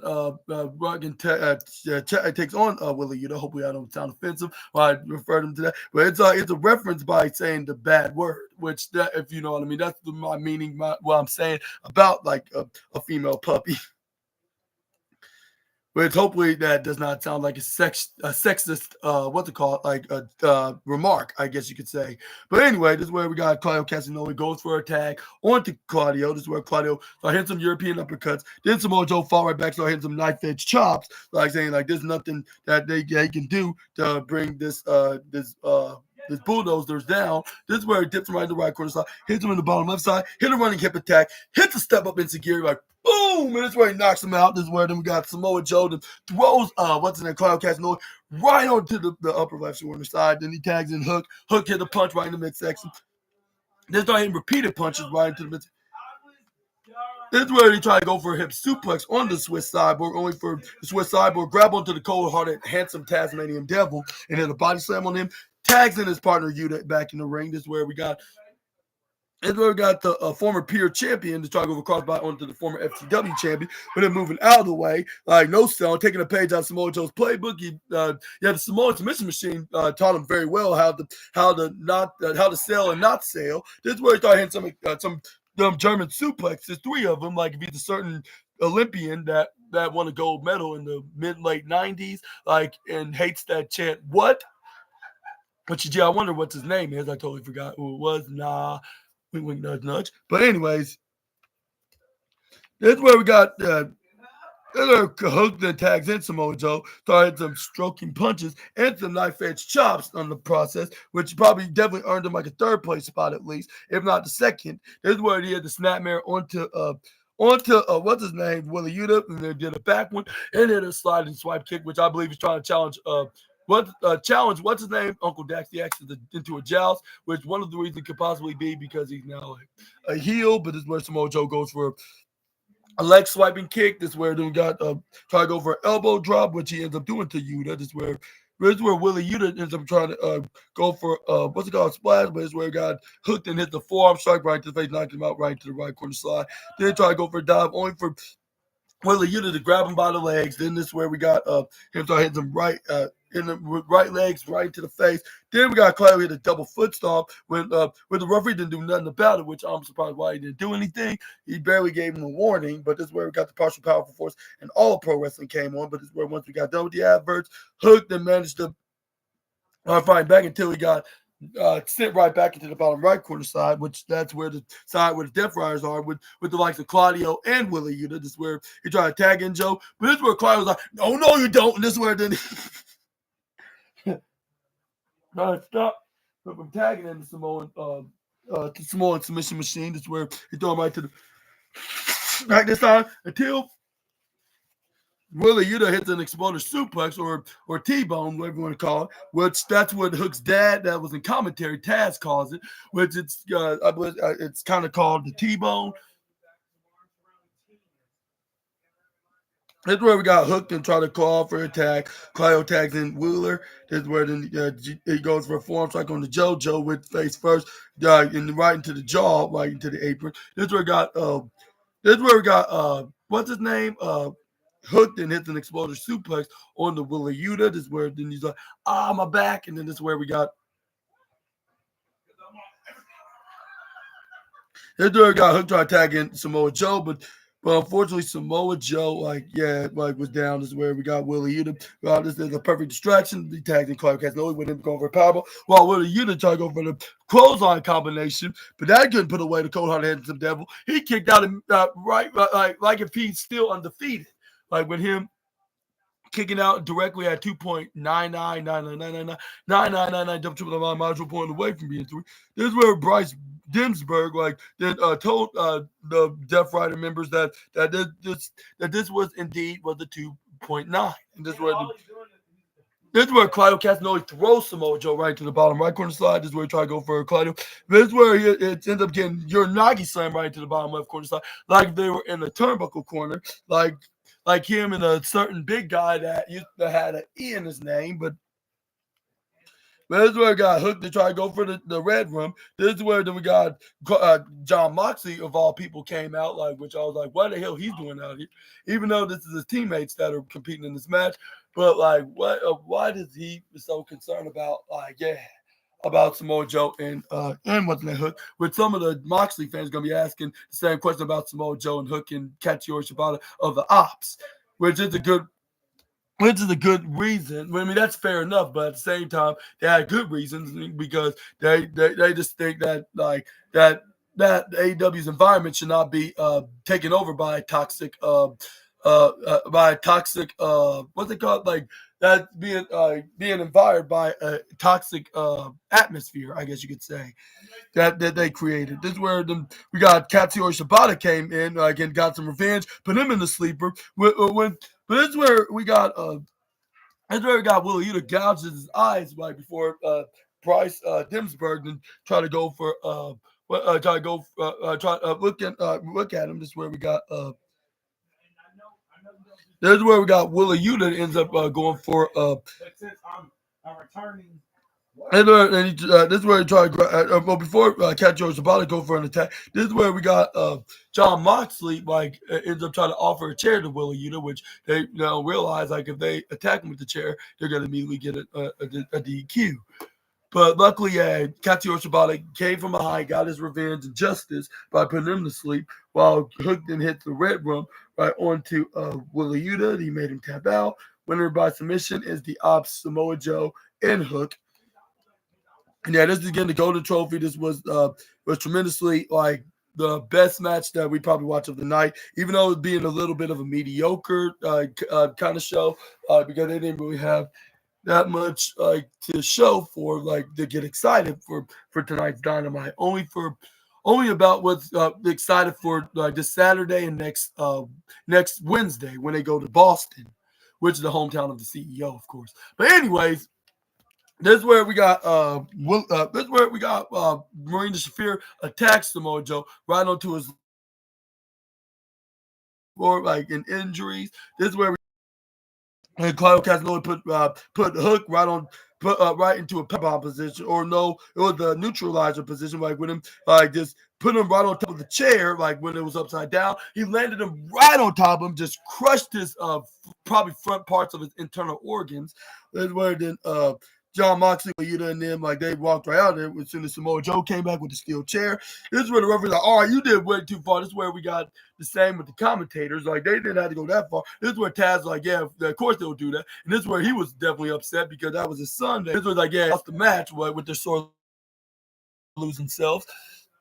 And speaking of attacks and with crows and roasts from the commentator, this is where we got what I totally forgot to say. Antonio Schiavone said everybody's all disgraced and in the shame of the FTR what they did to Cope, the fans, us commentators, everybody. Trying to be the most fan hated tag team now, just like a certain team that they used to fight on the other company for their tag team championships.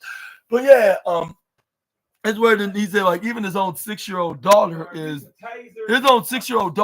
must be disappointed with you right now, Uncle Dax DX, which he's unliking him nowadays because what he did to poor Cope, without never be forgiven.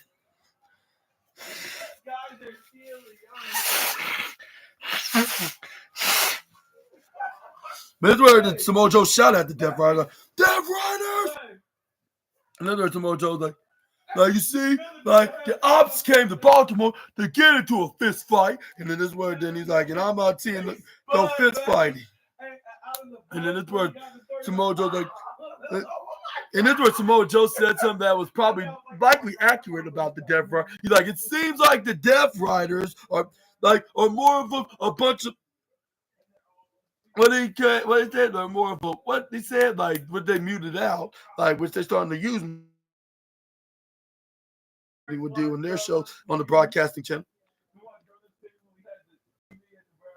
Like, oh yeah, that's what he said. He said the non-PG language saying there's just a bunch of, I'll say, bunch of dill, dill pickle, ice licking,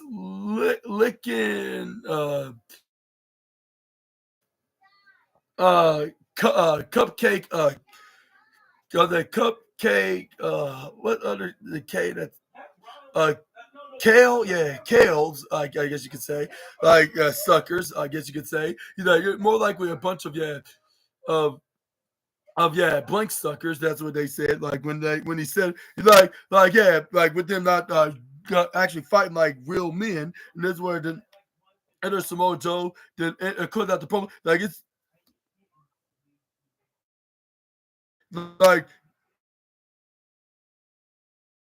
he was like they'll just come right down. And I was like, yeah, like they're more likely like that. Like if not toxic water suckers, I guess you could say, because they love slurping it down in their with the lid and the straws and start sucking it down and chugging it down. And that's where it's like, come out and get what's coming to you. This is where then and it and this is where fans start chanting Joe, Joe, Joe, Joe, Joe, Joe, Joe, Joe, Joe, Joe, Joe, Joe, Joe, Joe. And this is what like we're gonna make this real simple, like the ops, like versus the Death Riders, like, and we're coming for the trios championship. And I was like, yes, we're finally gonna have these guys, the ops, even though they have a silly name, like, but they are very awesome. All three of them, both Shibata, Joe, and Hook. They definitely deserve. They've been They've been like unbeatable force to be reckoned with, and they totally deserve to be trios championship. If it's not going to be rated FTR, it should be these guys that should definitely dethrone the Death Riders for their trios championships. And when do you think that? And who do you want to see them win? And if, like, where do you think that they're going to have this trios championship match? Like at the be located like for this contest? Let me know down in the comment section right down below. But this was Samoa Joe, like, to walk right out and with an angry mood, like, because yeah, he just cannot stand the Death Riders as much as your boy Super Ninja Austin does. Does it? Yeah, I should say. And that's where AEW Dynamite concluded. Like, and what are your thoughts on AEW Dynamite tonight? I would say they did at least have decent job, like, which deserves a 3.5. I'm gonna give it 3.5. Something that I haven't given to AEW, like, because like simply the fact that they, like, them and the other company always do a very successful job, like doing a very successful doing their own thing, like running their own like and events, like, yeah, which it always had me very invested and very interested in, like. And just tonight, like, just something that we're trying to put together, trying to build things up into for their very big special, trying to save it, like, so they won't risk any injuries or too much excitement to overshadow the next week's show. Which I understand what they were doing. Anthony Khan's not no fool, like everybody else assume he is. Like, that's on the internet, especially that KN guy and who else. Like, and yeah, nothing. But but at the same time, I cannot argue with some of the like some of the wrestlers, like the legendary wrestlers, I should say, like talking about some of the failed things that he does do, like on the show, on their podcast. But yeah, that's because they're giving out their opinions, not because they want to talk trash in general. But yeah, let me know down in the comment section right down below what your thoughts on AEW so far. Even if it's like not so good, like, as long as it's like just giving out into your opinions perspective, not trying to sound like a jackass.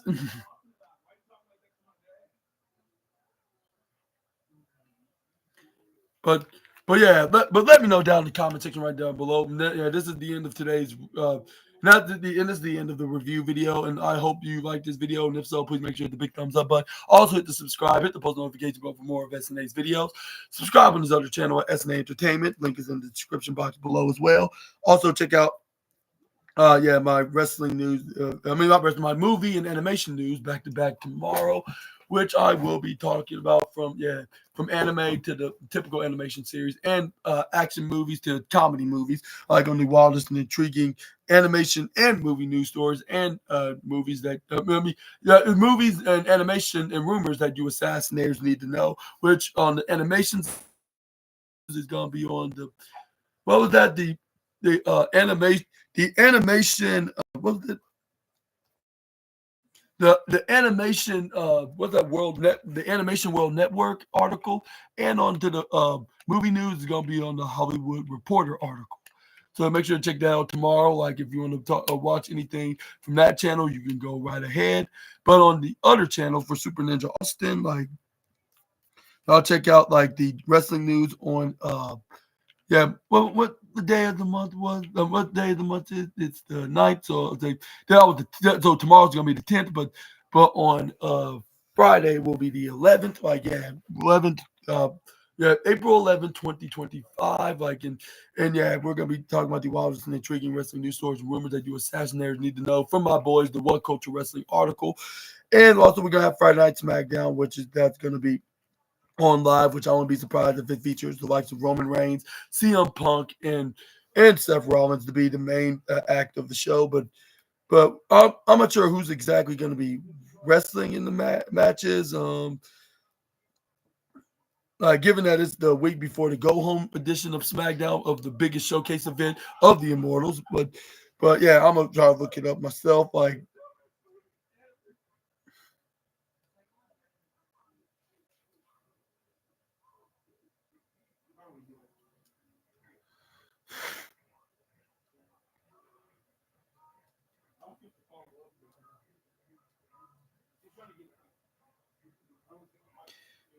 And I think we will have an appearance of the current undisputed WWE champion, Cody Rhodes, as well. We got Ray Phoenix will be taking on Berto in a match which Humberto Carrillo claims that he's the better man. But let me know in the comments below. Do you think that's gonna be an accurate statement? Like But yeah, let me know all about it in the comments section right down below. But yeah, for those that's only gonna be watching my wrestling stuff on Friday, y'all see you guys then. But on Thursday tomorrow, for those that are gonna be watching my videos tomorrow, like on April 10th, like of the movie and animation news. I'll see you next time there with some more SNA content. Until we meet again, Super Ninja Austin out of here. Take care. Have a safe and blessed and a wonderful rest of your Wednesday night. And I will see you guys again soon. So yeah, stay tuned and stay assassinating. And there'll be plenty more down the road. And continue to believe in yourself because you are all or worth it. And just continue to remember that. But for now, God bless and peace.